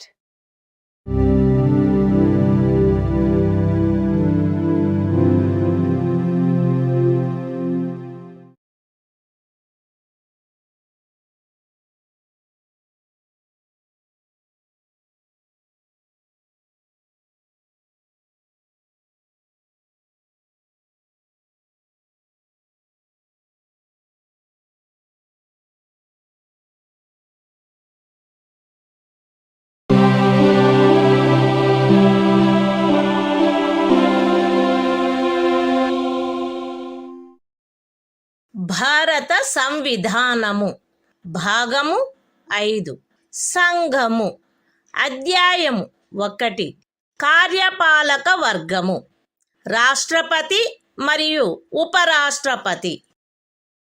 Article 59 రాష్ట్రపతి పదవీ షరతులు.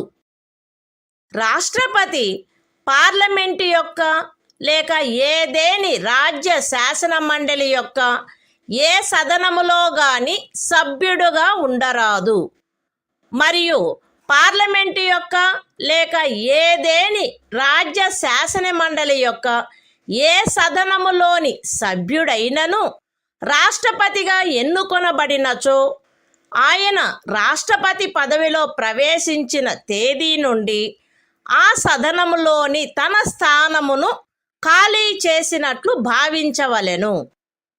రాష్ట్రపతి లాభాయుతమైన ఏదేని ఇతర పదవియందు ఉండరాదు.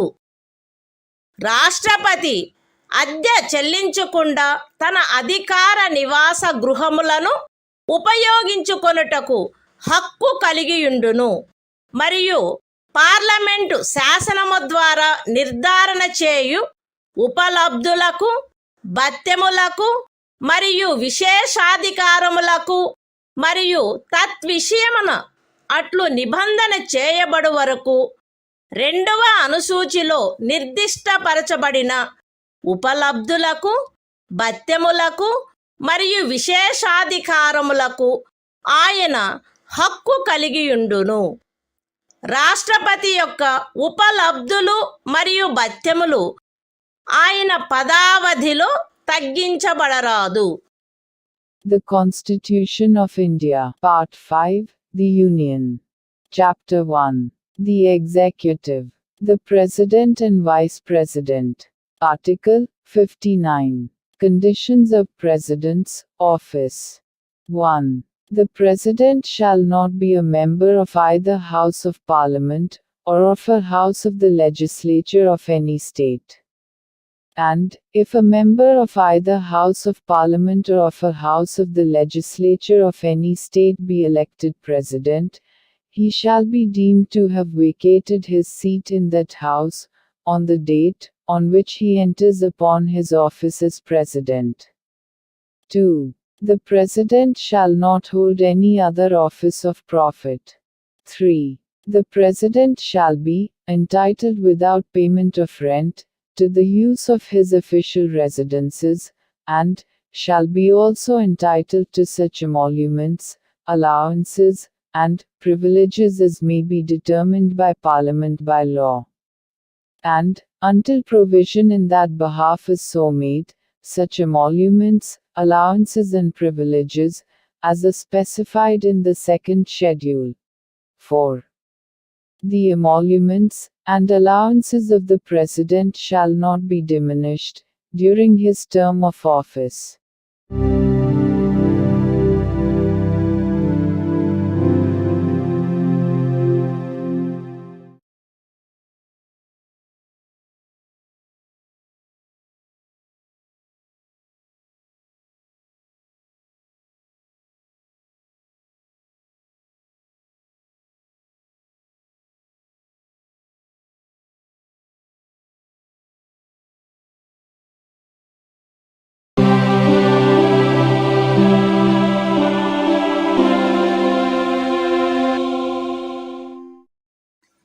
భారత సంవిధానము భాగము 5 సంఘము అధ్యాయము 1 కార్యపాలక వర్గము రాష్ట్రపతి మరియు ఉపరాష్ట్రపతి. ఆర్టికల్ 60 రాష్ట్రపతిచే ప్రమాణము లేక ప్రతిజ్ఞ. ప్రతి రాష్ట్రపతి మరియు రాష్ట్రపతిగా వ్యవహరించు లేక రాష్ట్రపతి కృత్యములను నిర్వహించు ప్రతి వ్యక్తి తన పదవిలో ప్రవేశించుటకు పూర్వము భారతదేశ ముఖ్య న్యాయమూర్తి సమక్షమున లేక ఆయన హాజరు లేనప్పుడు సర్వోన్నత న్యాయస్థాన న్యాయాధీశులలో అందుబాటులోనున్న వారిలో అందరికంటే సీనియర్ న్యాయాధీశుని సమక్షమున గాని ఈ క్రింది రూపములో ప్రమాణము లేక ప్రతిజ్ఞ చేసి దానిపై చేవ్రాలు చేయవలెను. ఏబి అను నేను భారతదేశ రాష్ట్రపతి పదవిని శ్రద్ధాపూర్వకముగా నిర్వహింతుననియు లేక రాష్ట్రపతి యొక్క కృత్యములను శ్రద్ధాపూర్వకముగా నిర్వహింతుననియు నా సంపూర్ణ సామర్థ్యము మేరకు సంవిధానమును మరియు శాసనమును పరిరక్షించి సంరక్షించి రక్షింతుననియు భారతదేశ ప్రజల సేవయందును వారి క్షేమమునందును నిరతుడనయ్యదననియు దైవ సాక్షిగా ప్రమాణము చేయుచున్నాను. సత్యనిష్టతో ప్రతిజ్ఞ చేయుచున్నాను. The Constitution of India, Part 5, The Union. Chapter 1. The Executive. The President and Vice President. Article 60. Oath or affirmation by the President.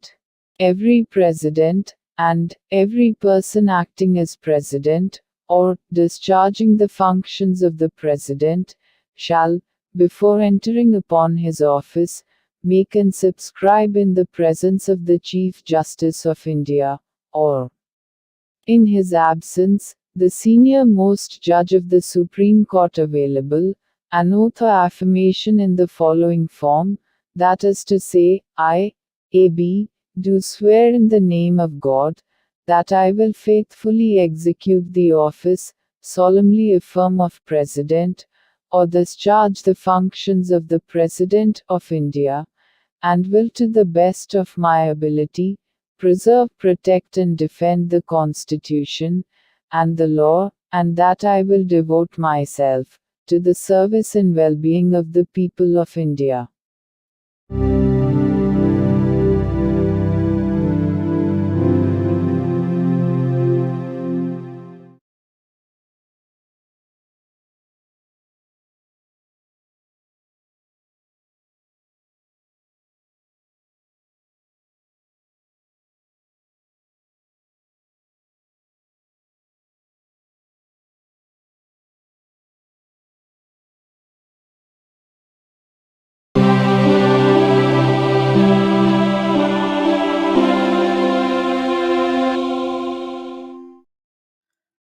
భారత సంవిధానము భాగము 5 సంఘము అధ్యాయము 1 కార్యపాలక వర్గము రాష్ట్రపతి మరియు ఉపరాష్ట్రపతి. ఆర్టికల్ 61 రాష్ట్రపతిపై మహాభియోగము తెచ్చుటకు ప్రక్రియ. సంవిధానాతిక్రమణము కావించినాడని రాష్ట్రపతిపై మహాభియోగము జరపబడవలసినప్పుడు పార్లమెంటు యొక్క ఏ సదనము చేనైనను ఆరోపణ చేయబడవలెను. అట్టి ఆరోపణ ఏదియు అట్టి ఆరోపణ చేయు ప్రతిపాదన గల తీర్మానమును ప్రస్తావించవలెనను ఉద్దేశము తమకు కలదని ఆ సదనము యొక్క మొత్తము సభ్యుల సంఖ్యలో 4వ వంతుకు తక్కువగాని మంది చేవ్రాలు చేసి వ్రాతపూర్వకముగా నోటీసు ఇచ్చిన పిమ్మట కనీసం 14 దినములు గడిచిన తర్వాత ప్రస్తావించననే తప్ప మరియు అట్టి తీర్మానము ఆ సదనము యొక్క మొత్తము సభ్యుల సంఖ్యలో 3/2 వంతులకు తక్కువ కాని అధిక సంఖ్యాకులచే పాస్ చేయబడిననే తప్ప చేయబడరాదు. పార్లమెంటు యొక్క ఏ సదనమైనను అట్లు ఆరోపణ చేసినప్పుడు 2వ సదనము ఆ ఆరోపణను దర్యాప్తు చేయవలెను లేక దర్యాప్తు చేయించవలెను. మరియు అట్టి దర్యాప్తు జరుగునప్పుడు హాజరగుటకును ప్రతినిధిని పంపుటకును రాష్ట్రపతికి హక్కు ఉండును. దర్యాప్తు ఫలితముగా రాష్ట్రపతిపై చేయబడిన ఆరోపణ స్థిరపడినదని ప్రఖ్యానించు తీర్మానము ఆ ఆరోపణను దర్యాప్తు చేసిన లేక చేయించిన సదనము యొక్క సభ్యుల మొత్తము సంఖ్యలో మూడింట 2/4కు తక్కువ కాని అధిక సంఖ్యాకులచే ఆమోదించబడినచో అట్లు ఆమోదించబడిన తేదీ నుండి ఆ తీర్మానము రాష్ట్రపతిని పదవి నుండి తొలగించు ప్రభావము కలిగియుండును. The Constitution of India, Part 5, The Union. Chapter 1. The Executive. The President and Vice President. Article 61. Procedure for impeachment of the President. 1. When a President is to be impeached for violation of the Constitution, the charge shall be preferred by either House of Parliament. 2. No such charge shall be preferred, unless the proposal to prefer such charge is contained in a resolution, which has been moved, after at least 14 days' notice in writing, signed by not less than 1/4 of the total number of members of the House, has been given of their intention to move the resolution, and such resolution has been passed by a majority of not less than 2/3 of the total membership of the House. 3. When a charge has been so preferred by either House of Parliament, the other House shall investigate the charge, or cause the charge to be investigated, and the President shall have the right to appear, and to be represented at such investigation. 4. If as a result of the investigation, a resolution is passed by a majority of not less than 2/3 of the total membership of the House, by which the charge was investigated, or caused to be investigated, declaring that the charge preferred against the President has been sustained, such resolution shall have the effect of removing the President from his office, as from the date on which the resolution is so passed.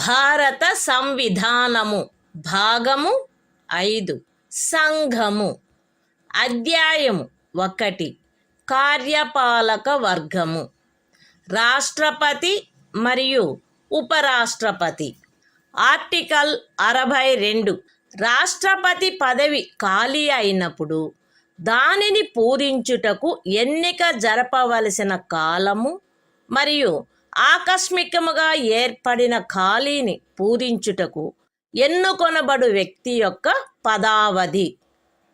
రాష్ట్రపతి యొక్క పదావధి ముగియుటచే ఏర్పడు ఖాళీని పూరించుటకు జరగవలసిన ఎన్నిక ఆ పదావధి ముగియుటకు పూర్వమే పూర్తి చేయబడవలెను. మరణము, రాజీనామా లేక తొలగింపు కారణముగా లేక అన్యదా రాష్ట్రపతి పదవియందు ఏర్పడిన ఖాళీని పూరించుటకు జరగవలసిన ఎన్నిక ఆ ఖాళీ ఏర్పడిన తర్వాత సాధ్యమైనంత త్వరితముగాను ఎట్టి సందర్భంలోనూ ఖాళీ ఏర్పడిన తేదీ నుండి 6 మాసములు దాటకుండగను జరపబడవలెను. మరియు ఆ ఖాళీని పూరించుటకు ఎన్నుకొనబడిన వ్యక్తి 56వ అనుచ్ఛేదము యొక్క నిబంధనలకు అత్యధీనమై తాను పదవిలో ప్రవేశించిన తేదీ నుండి 5 సంవత్సరముల సంపూర్ణ కాలావధి వరకు పదవియందుండుటకు హక్కు కలిగియుండును. The Constitution of India, Part 5, The Union. Chapter 1. The Executive. The President and Vice President. Article 62. Time of holding election to fill vacancy in the office of President. And the term of office of person elected to fill casual vacancy. 1. An election to fill a vacancy caused by the expiration of the term of office of President shall be completed before the expiration of the term. 2. An election to fill a vacancy in the office of President, occurring by reason of his death, resignation or removal, or otherwise shall be held as soon as possible, after, and in no case later than 6 months from, the date of occurrence of the vacancy. And, the person elected to fill the vacancy shall, subject to the provisions of Article 56, be entitled to hold office for the full term of 5 years, from the date on which he enters upon his office.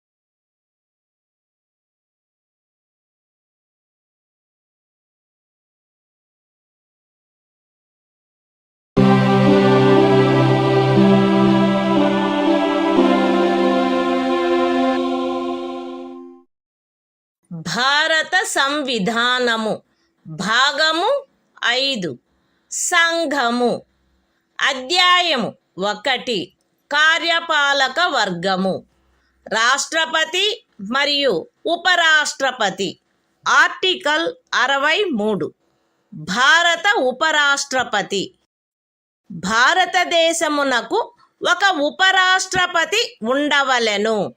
The Constitution of India, Part 5, The Union. Chapter 1. The Executive. The President and Vice President. Article 63. The Vice President of India.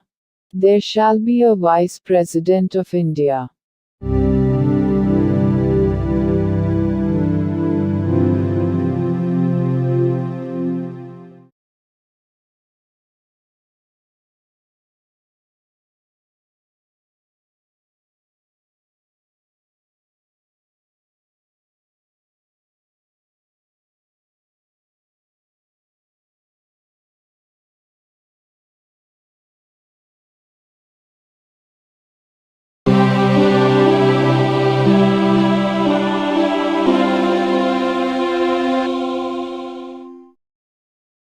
భారత సంవిధానము భాగము 5 సంఘము అధ్యాయము 1 కార్యపాలక వర్గము రాష్ట్రపతి మరియు ఉపరాష్ట్రపతి article 64 ఉపరాష్ట్రపతి పదవి రీత్యా రాజ్యసభకు సభాపతిగా నుండుట ఉపరాష్ట్రపతి పదవి రీత్యా రాజ్యసభకు సభాపతి అయ్యుండును. ఆయన లాభాయుతమైన ఏ ఇతర పదవి యందును ఉండరాదు. అయితే ఉపరాష్ట్రపతి 65వ అనుచ్ఛేదము క్రింద రాష్ట్రపతిగా వ్యవహరించు లేక రాష్ట్రపతి యొక్క కృత్యములను నిర్వహించు ఏ కాలావధిలోనైనను ఆయన రాజ్యసభ యొక్క సభాపతి పదవికి చెందిన కర్తవ్యములను నిర్వర్తించరాదు. మరియు 97వ అనుచ్ఛేదము క్రింద రాజ్యసభ యొక్క సభాపతికి చెల్లించబడదగు ఎట్టి జీతమునకు లేక భత్యమునకు ఆయన హక్కు కలిగియుండడు. The Constitution of India, Part 5, The Union. Chapter 1. The Executive. The President and Vice President. Article 64. The Vice President, to be, ex officio Chairman of the Council of States. The Vice President shall be, ex officio Chairman of the Council of the States, and shall not hold any other office of profit, provided that, during any period, when the Vice President acts as President, or discharges the functions of the President under Article 65, he shall not perform the duties of the office of Chairman of the Council of States. and shall not be entitled to any salary or allowance payable to the Chairman of the Council of States, under Article 97.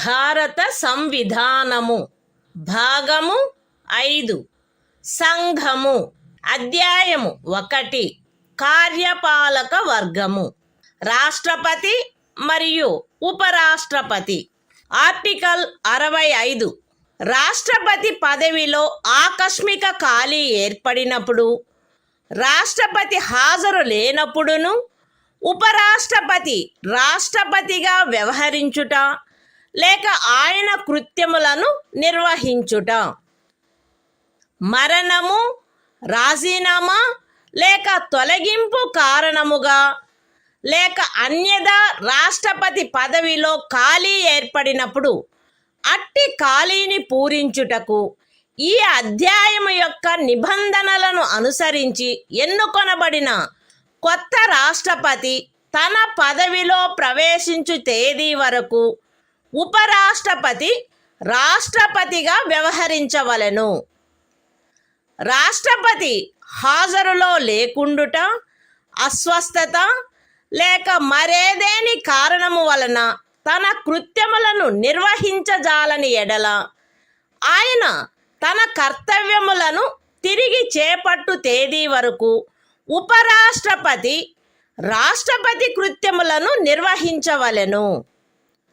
ఉపరాష్ట్రపతి అట్లు రాష్ట్రపతిగా వ్యవహరించు లేక రాష్ట్రపతి యొక్క కృత్యములను నిర్వహించు కాలావధిలోను ఆ కాలావధికి సంబంధించి రాష్ట్రపతికి గల సర్వాధికారములను ఉన్ముక్తతాధికారములను కలిగియుండును. పార్లమెంటు శాసనము ద్వారా నిర్ధారణ చేయు ఉపలబ్ధులకు, భత్యములకు మరియు విశేషాధికారములకు మరియు అట్లు నిబంధన చేయబడు వరకు 2వ అనుసూచిలో నిర్దిష్టపరచబడిన ఉపలబ్ధులకు, భత్యములకు మరియు విశేషాధికారములకు ఆయన హక్కు కలిగియుండును. The Constitution of India, Part 5, The Union. Chapter 1. The Executive. The President and Vice President. Article 65. The Vice President, to act as President, or to discharge his functions, during casual vacancies in the office, or during the absence of President.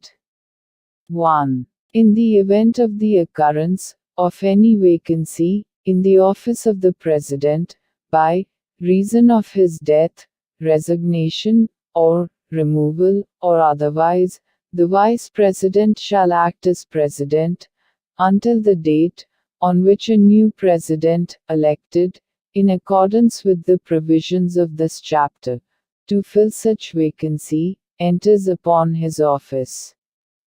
2. When the President is unable to discharge his functions, owing to absence, illness or any other cause, the Vice President shall discharge his functions, until the date on which the President resumes his duties.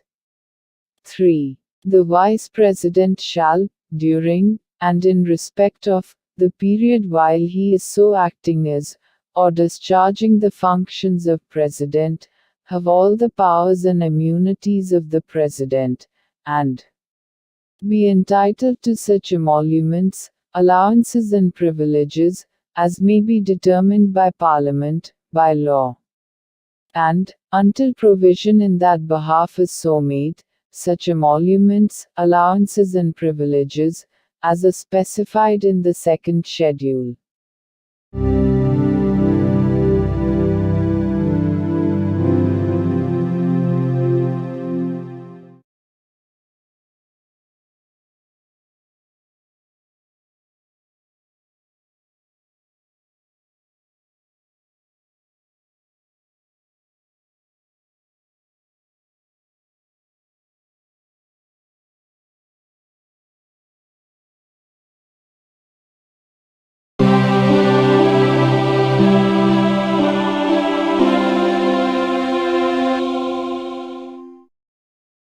భారత సంవిధానము భాగము 5 సంఘము అధ్యాయము 1 కార్యపాలక వర్గము రాష్ట్రపతి మరియు ఉపరాష్ట్రపతి article 66 ఉపరాష్ట్రపతి ఎన్నిక ఉపరాష్ట్రపతి పార్లమెంటు ఉభయ సదనముల సభ్యులతో కూడిన నిర్వాచక గణము యొక్క సభ్యులచే ఏకల అంతరణీయ ఓటు ద్వారా అనుపాతిక ప్రాతినిధ్య పద్ధతిని అనుసరించి ఎన్నుకొనబడవలెను మరియు అట్టి ఎన్నికలలో ఓటింగు రహస్యపు బ్యాలెట్ పద్ధతిని జరగవలెను.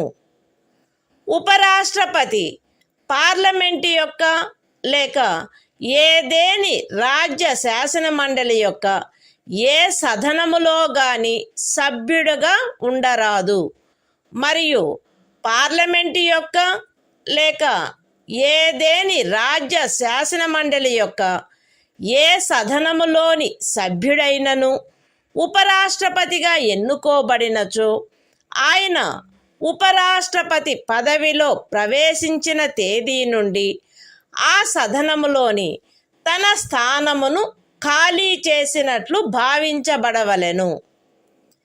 ఏ వ్యక్తి గాని ఆయన భారతదేశ పౌరుడై ఉన్ననే తప్ప ఆయనకు 35 సంవత్సరముల వయస్సు పూర్తి అయిననే తప్ప మరియు ఆయన రాజ్యసభ సభ్యుడుగా ఎన్నుకొనబడుటకు అర్హుడై ఉన్ననే తప్ప ఉపరాష్ట్రపతిగా ఎన్నుకొనబడుటకు పాత్రుడు కాడు. ఏ వ్యక్తి అయినను భారత ప్రభుత్వము క్రింద గాని ఏదేని రాజ్య ప్రభుత్వము కింద గాని సదరు ప్రభుత్వములలో దేని యొక్క నియంత్రణకైనను అధ్యధీనమయ్యున్న ఏదేని స్థానిక లేక ఇతర ప్రాధికారి క్రింద గాని లాభాయుతమైన ఏదేని పదవి యందున్నచో ఆ వ్యక్తి ఉపరాష్ట్రపతిగా ఎన్నుకొనబడుటకు పాత్రుడు కాడు. విశదీకరణ. ఈ అనుచ్ఛేదపు నిమిత్తము ఎవరేని వ్యక్తి సంఘము యొక్క రాష్ట్రపతిగా లేక ఉపరాష్ట్రపతిగా లేక ఏదేని రాజ్యము యొక్క గవర్నరుగా లేక సంఘము యొక్క లేక ఏదేని రాజ్యము యొక్క మంత్రిగా ఉన్న కారణమును బట్టి మాత్రమే లాభాయుతమైన పదవి యందున్నట్లు భావించరాదు. The Constitution of India, Part 5, The Union. Chapter 1. The Executive. The President and Vice President. Article 66. Election of Vice President. 1. The Vice President shall be elected by the members of an electoral college, consisting of the members of both houses of Parliament, in accordance with the system of proportional representation, by means of the single transferable vote, and the voting at such election shall be by secret ballot. 2. The Vice President shall not be a member of either House of Parliament or of a House of the Legislature of any state. And, if a member of either House of Parliament or of a House of the Legislature of any state be elected Vice President, he shall be deemed to have vacated his seat in that House, on the date on which he enters upon his office, as Vice President. 3. No person shall be eligible for election as Vice President, unless he is a citizen of India. B. Has completed the age of 35 years, and C. Is qualified for election as a member of the Council of States. 4. A person shall not be eligible for election as Vice President if he holds any office of profit under the Government of India, or the Government of any state, or under any local or other authority, subject to the control of any of the said governments. Explanation. For the purposes of this article, a person shall not be deemed to hold any office of profit, by reason only that he is the President or Vice President of the Union, or the Governor of any state, or is a minister either for the Union, or for any state.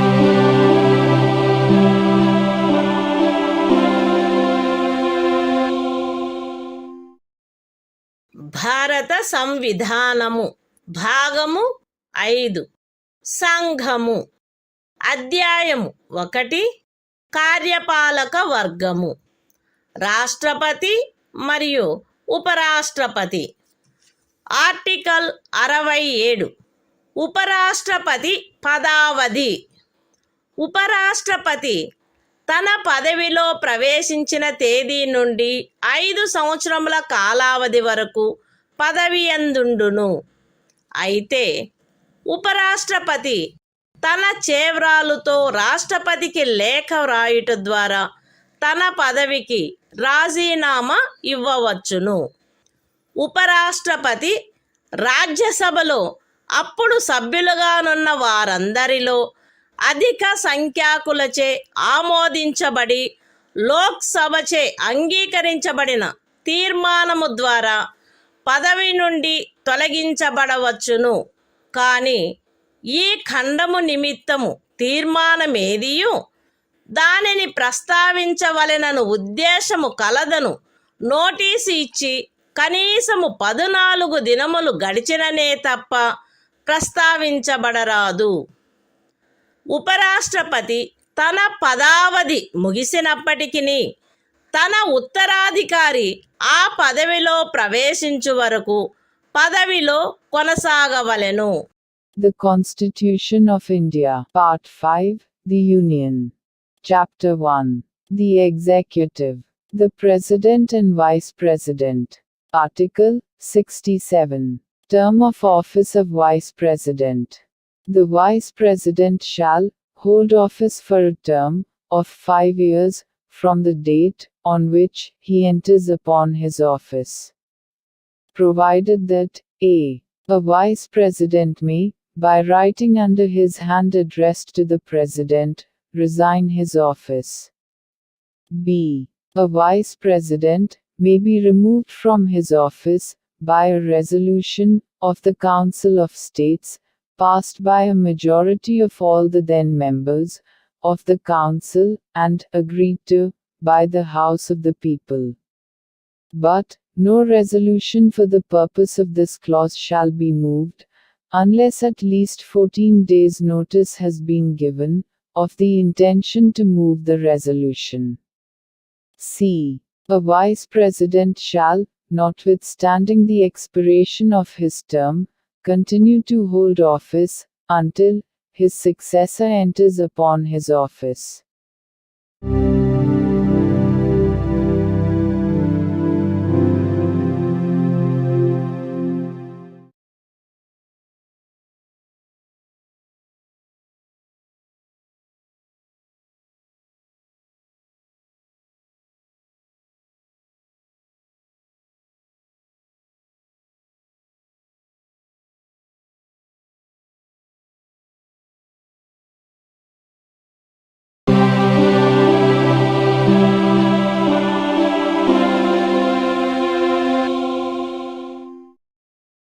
భారత సంవిధానము భాగము 5 సంఘము అధ్యాయము 1 కార్యపాలక వర్గము రాష్ట్రపతి మరియు ఉపరాష్ట్రపతి article 68 ఉపరాష్ట్రపతి పదవి ఖాళీ అయినప్పుడు దానిని పూరించుటకు ఎన్నిక జరపవలసిన కాలము మరియు ఆకస్మికముగా ఏర్పడిన ఖాళీని పూరించుటకు ఎన్నుకొనబడు వ్యక్తి యొక్క పదావధి.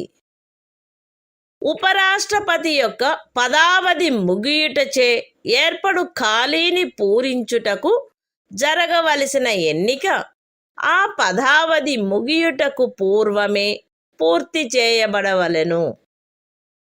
మరణము, రాజీనామా లేక తొలగింపు కారణముగా లేక అన్యథా ఉపరాష్ట్రపతి పదవియందు ఏర్పడిన ఖాళీని పూరించుటకు జరపవలసిన ఎన్నిక ఆ ఖాళీ ఏర్పడిన తరువాత సాధ్యమైనంత త్వరితముగా జరపబడవలెను మరియు ఆ ఖాళీని పూరించుటకు ఎన్నుకొనబడిన వ్యక్తి 67వ అనుచ్ఛేదము యొక్క నిబంధనలకు అత్యధీనమై తాను పదవిలో ప్రవేశించిన తేదీ నుండి 5 సంవత్సరముల సంపూర్ణ కాలావధి వరకు పదవి యందుండుటకు హక్కు కలిగియుండును. The Constitution of India, Part 5, The Union. Chapter 1. The Executive. The President and Vice President. Article 68.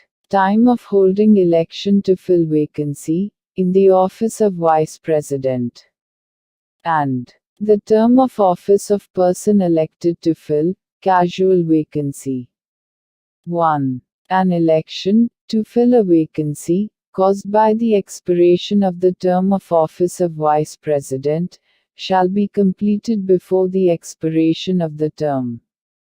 2. An election to fill a vacancy in the office of Vice President occurring by reason of his death, resignation or removal, or otherwise shall be held as soon as possible after the occurrence of the vacancy. And the person elected to fill the vacancy shall, subject to the provisions of Article 67, be entitled to hold office for the full term of 5 years from the date on which he enters upon his office.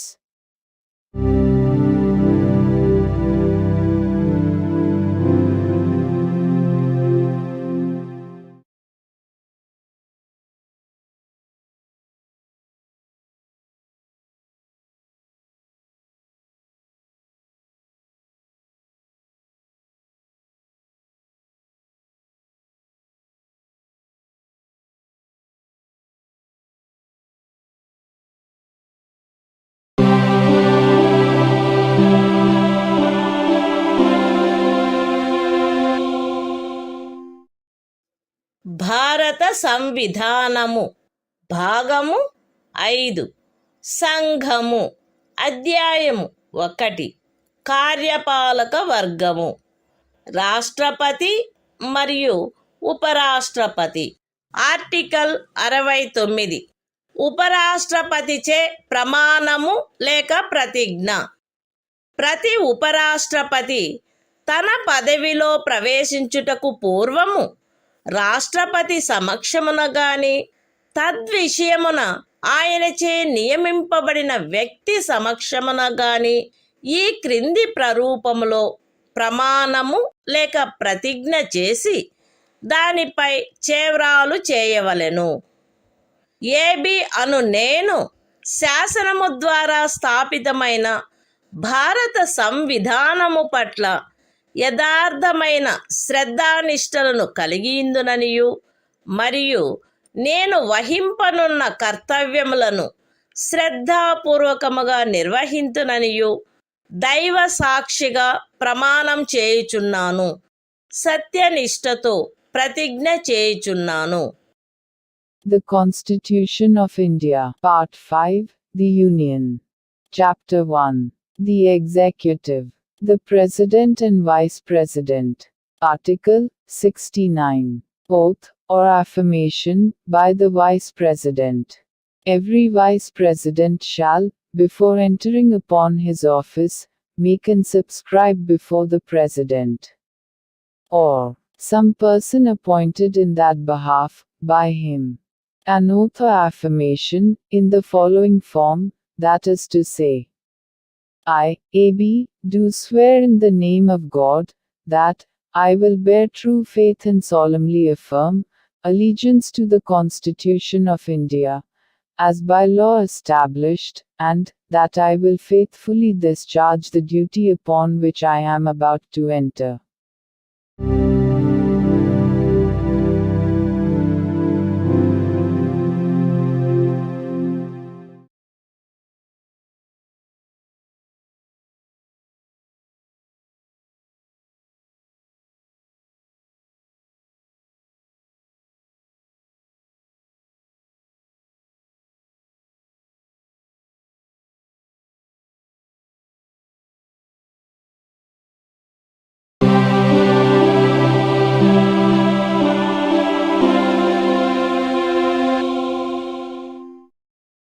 భారత సంవిధానము భాగము 5 సంఘము అధ్యాయము 1 కార్యపాలక వర్గము రాష్ట్రపతి మరియు ఉపరాష్ట్రపతి article 70 ఇతర యాదృచ్ఛిక పరిస్థితులలో రాష్ట్రపతి యొక్క కృత్యములు ఈ అధ్యాయములో నిబంధించబడని ఎట్టి యాదృచ్ఛిక పరిస్థితిలోనైనను రాష్ట్రపతి యొక్క కృత్యములను నిర్వహించుటకు పార్లమెంటు తాను సబబని తలచు నిబంధన చేయవచ్చును. The Constitution of India, Part 5, The Union. Chapter 1. The Executive. The President and Vice President. Article 70. Discharge of President's functions in other contingencies. Parliament may make such provision, as it thinks fit, for the discharge of the functions of the President, in any contingency, not provided for in this chapter.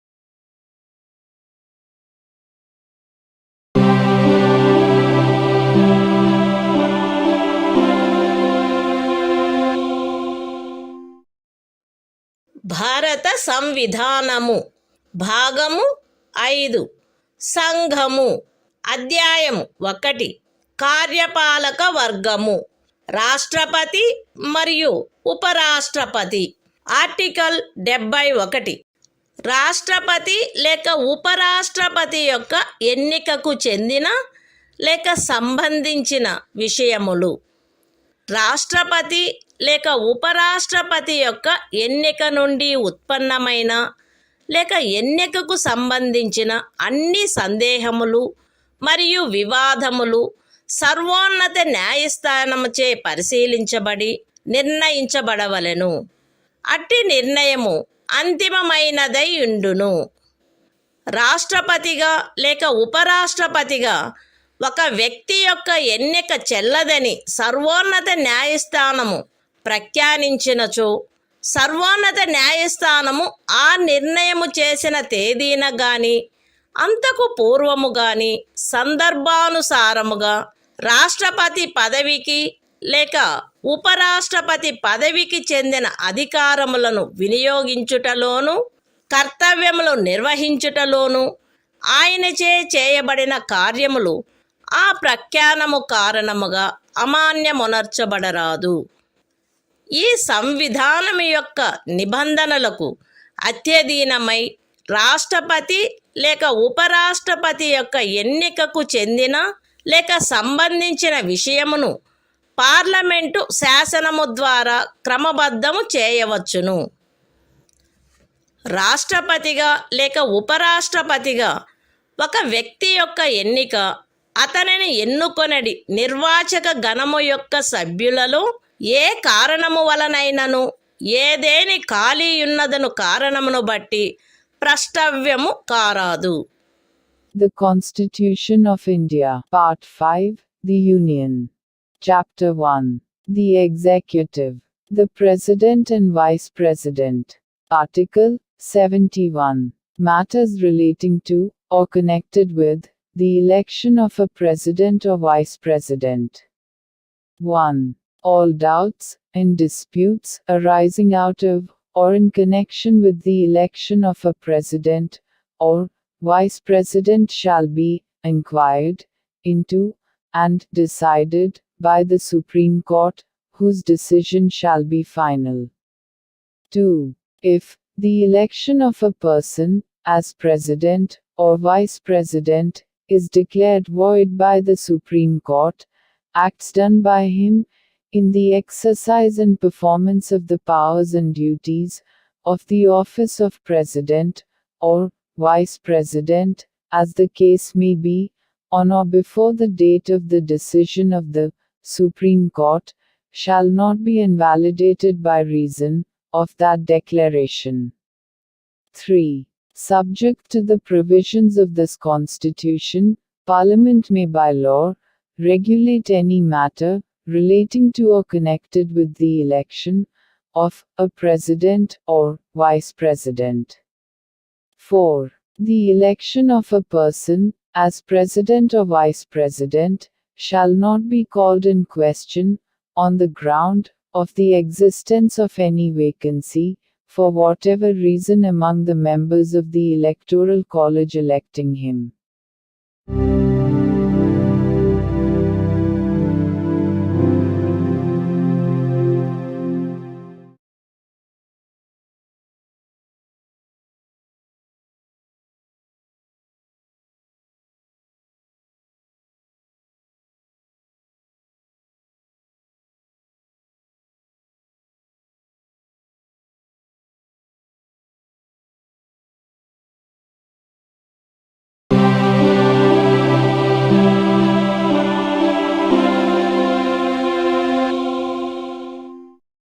భారత సంవిధానము భాగము 5 సంఘము అధ్యాయము 1 కార్యపాలక వర్గము రాష్ట్రపతి మరియు ఉపరాష్ట్రపతి.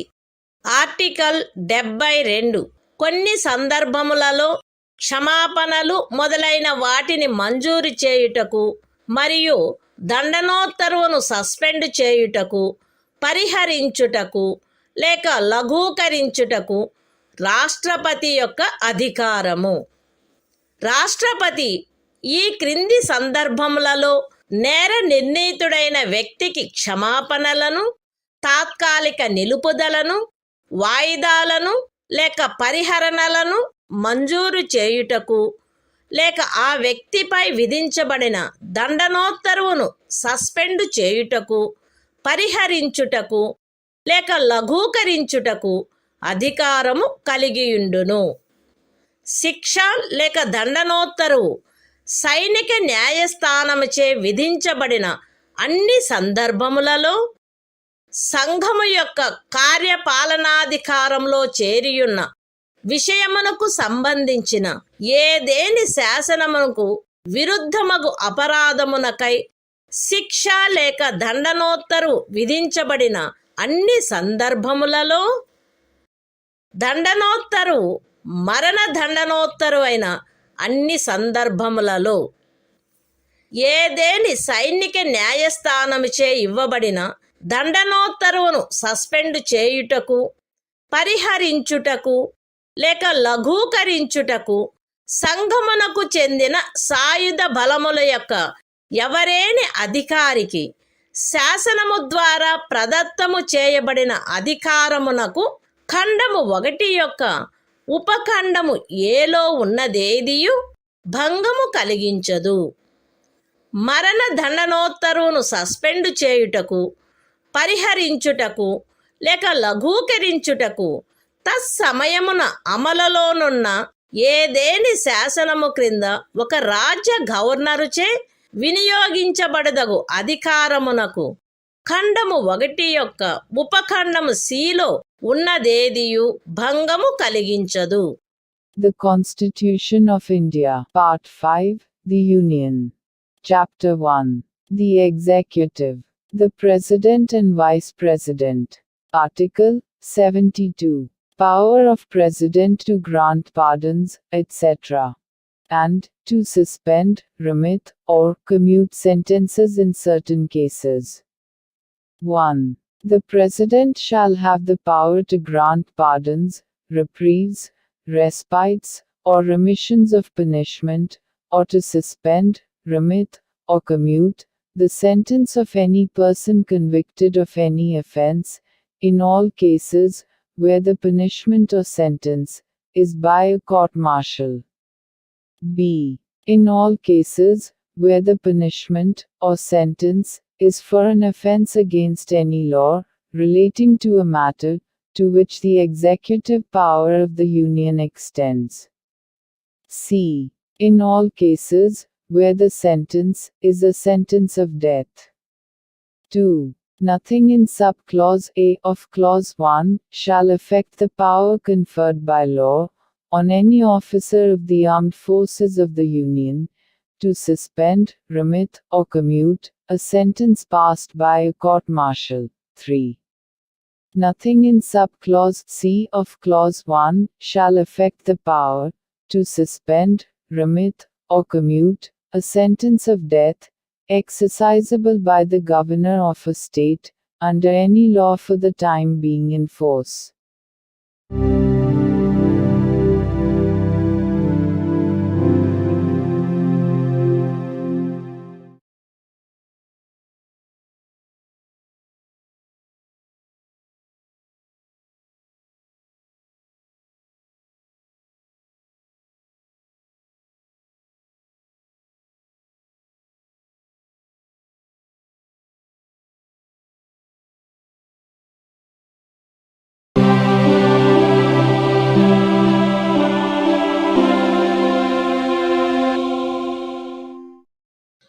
భారత సంవిధానము భాగము 5 సంఘము అధ్యాయము 1 కార్యపాలక వర్గము రాష్ట్రపతి మరియు ఉపరాష్ట్రపతి ఆర్టికల్ 73 సంఘము యొక్క కార్యపాలకాధికార విస్తరణ ఈ సంవిధాన నిబంధనలకు అధ్యయనమై సంఘము యొక్క కార్యపాలకాధికారములో ఈ క్రిందివి చేరియుండును.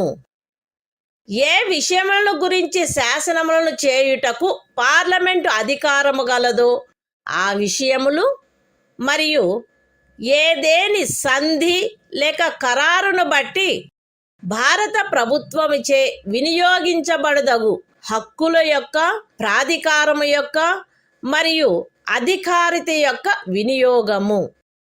అయితే ఈ సంవిధానములో గాని పార్లమెంటుచే చేయబడిన ఏదేని శాసనములో గాని అభివ్యక్తము కాని నిబంధించబడినట్లు తప్ప ఏదేని రాజ్యములో ఏ విషయములను గురించి శాసనములను చేయుటకు ఆ రాజ్య శాసన మండలికి కూడా అధికారము కలదో ఆ విషయములు ఉపఖండము ఏలో నిర్దేశించబడిన కార్యపాలకాధికారములో చేరియుండవు.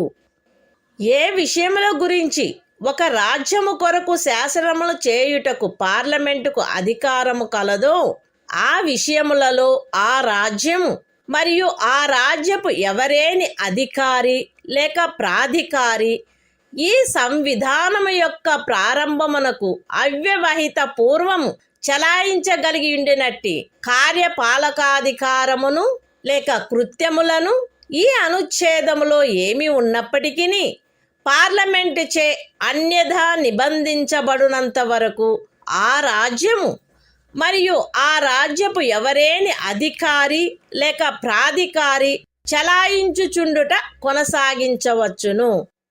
The Constitution of India. Part 5. The Union. Chapter 1. The Executive. The President and Vice President. Article 73. Extent of executive power of the Union. 1. Subject to the provisions of this Constitution, The executive power of the Union shall extend to the matters with respect to which Parliament has power to make laws, and b. to the exercise of such rights, authority, and jurisdiction, as are exercisable by the Government of India, by virtue of any treaty or agreement, provided that the executive power referred to in subclause A shall not, save as expressly provided in this Constitution, or in any law made by Parliament, extend, in any state to matters with respect to which the legislature of the state has also power to make laws. 2. Until otherwise provided by Parliament, a state in any officer or authority of a state may, notwithstanding anything in this article, continue to exercise in matters with respect to which Parliament has power to make laws for that state such executive power or functions, as the state or officer, or authority thereof, could exercise immediately before the commencement of this Constitution.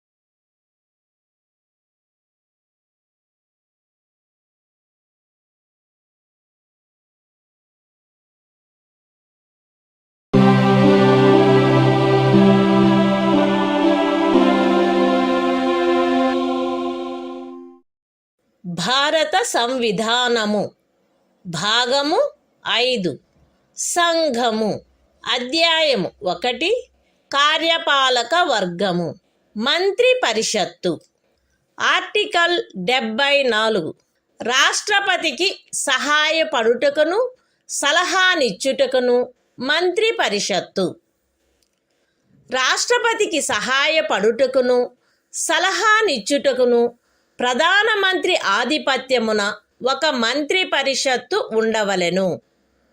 రాష్ట్రపతి తన కృత్యములను నిర్వహించుటలో అట్టి సలహాననుసరించి వ్యవహరించవలెను. అయితే రాష్ట్రపతి సాధారణముగా గాని అన్యథా గాని అట్టి సలహాలను పునఃపర్యాలోచించవలసినదిగా మంత్రి పరిషత్తును కోరవచ్చును. మరియు రాష్ట్రపతి అట్టి పునఃపర్యాలోచన తర్వాత ఇవ్వబడిన సలహాననుసరించి వ్యవహరించవలెను. రాష్ట్రపతికి మంత్రులచే ఏదేని సలహా ఇయ్యబడినదా, అట్లయినచో అది ఏది అను ప్రశ్న ఏ న్యాయస్థానమందును పరిశీలించబడరాదు. The Constitution of India, Part 5, The Union. Chapter 1. The Executive. Council of Ministers. Article 74. Council of Ministers, to aid and advise President. 1. There shall be a Council of Ministers, with the Prime Minister at the head, to aid and advise the President, who shall, in the exercise of his functions, act in accordance with such advice. Provided that the President may require the Council of Ministers to reconsider such advice, either generally or otherwise, and the President shall act in accordance with the advice tendered after such reconsideration.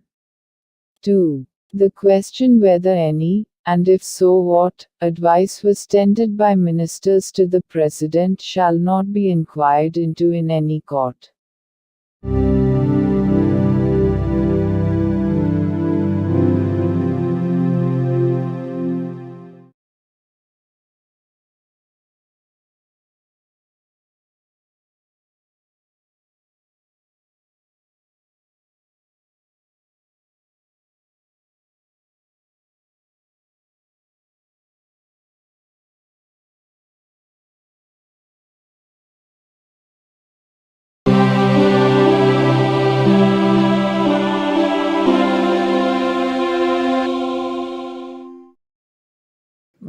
భారత సంవిధానము భాగము 5 సంఘము అధ్యాయము 1 కార్యపాలక వర్గము మంత్రి పరిషత్తు article 75 మంత్రులను గూర్చిన ఇతర నిబంధనలు ప్రధానమంత్రి రాష్ట్రపతిచే నియమించబడవలెను.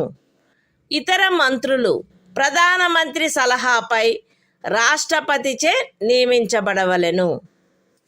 మంత్రి పరిషత్తులో ప్రధానమంత్రితో సహా మొత్తము మంత్రుల సంఖ్య లోక్సభలోని మొత్తము సభ్యుల సంఖ్యలో 15% మించరాదు. 10వ అనుసూచి యొక్క 2వ పేరా క్రింద పార్లమెంటు ఉభయ సదనములలోని ఏదేని రాజకీయ పార్టీకి చెందియుండి ఆ సదనము యొక్క సభ్యునిగా ఉండుటకు నిరర్హుడైన ఒక సభ్యుడు అతని అనర్హత ప్రారంభపు తేదీ నుండి అట్టి సభ్యునిగా అతని పదవీ కాలావధి ముగియునంత వరకు లేదా అతను అట్టి కాలావధి ముగియకముందే పార్లమెంటు ఉభయ సదనములలో ఏ సదనము యొక్క ఏదేని ఎన్నికకు పోటీ చేసి ఎన్నికైనట్లుగా ప్రఖ్యానింపబడు తేదీ వరకు వీటిలో ఏది ముందుగా వచ్చునో అంతవరకు ఖండము 1 క్రింద మంత్రిగా నియోజితుడగుటకు కూడా నిరర్హుడగును. మంత్రులు రాష్ట్రపతి అభీష్టముండునంత వరకు పదవి యందుందురు. మంత్రి పరిషత్తు లోక్సభకు సమిష్టిగా ఉత్తరదాయి అయి ఉండును. ఒక మంత్రి తన పదవిలో ప్రవేశించుటకు పూర్వము పదవి యొక్క రహస్య గోపనమును గూర్చిన ప్రమాణములను 3వ అనుసూచిలో అందు నిమిత్తమై పొందుపరిచియున్న ప్రరూపములను అనుసరించి రాష్ట్రపతి అతనిచే చేయించవలెను. పార్లమెంటు యొక్క ఏ సదనములో గాని వరుసగా 6 మాసముల కాలావధి వరకు సభ్యుడిగా లేని మంత్రి ఆ కాలావధి ముగియగానే మంత్రి పదవిని కోల్పోవును. మంత్రుల జీతములు భత్యములు పార్లమెంటు ఆయా సమయములందు శాసనము ద్వారా నిర్ధారణ చేయునట్టువై ఉండును. పార్లమెంటు అట్లు నిర్ధారణ చేయ వరకు అవి 2వ అనుసూచిలో నిర్దిష్టపరచబడినట్లు ఉండును. The Constitution of India, Part 5, The Union. Chapter 1, The Executive. Council of Ministers. Article 75. Other provisions as to ministers. 1. The Prime Minister shall be appointed by the President, and the other ministers shall be appointed by the President, on the advice of the Prime Minister. 1a. The total number of ministers, including the Prime Minister, in the Council of Ministers, shall not exceed 15% of the total number of members of the House of the People. 1b.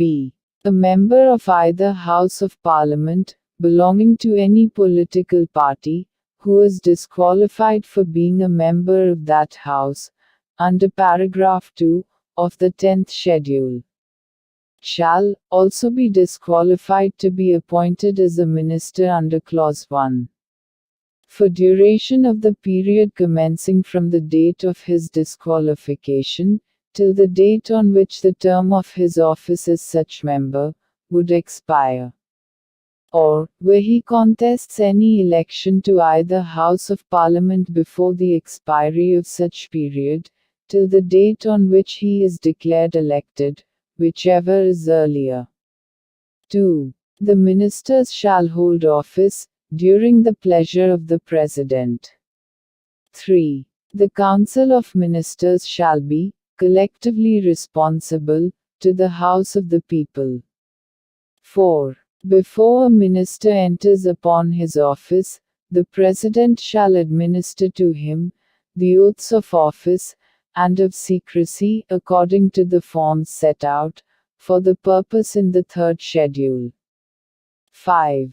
A minister, who, for any period of 6 consecutive months, is not a member of either House of Parliament, shall at the expiration of that period, cease to be a minister. 6. The salaries and allowances of ministers shall be such as Parliament may from time to time by law determine, and, until Parliament so determines, shall be as specified in the second schedule.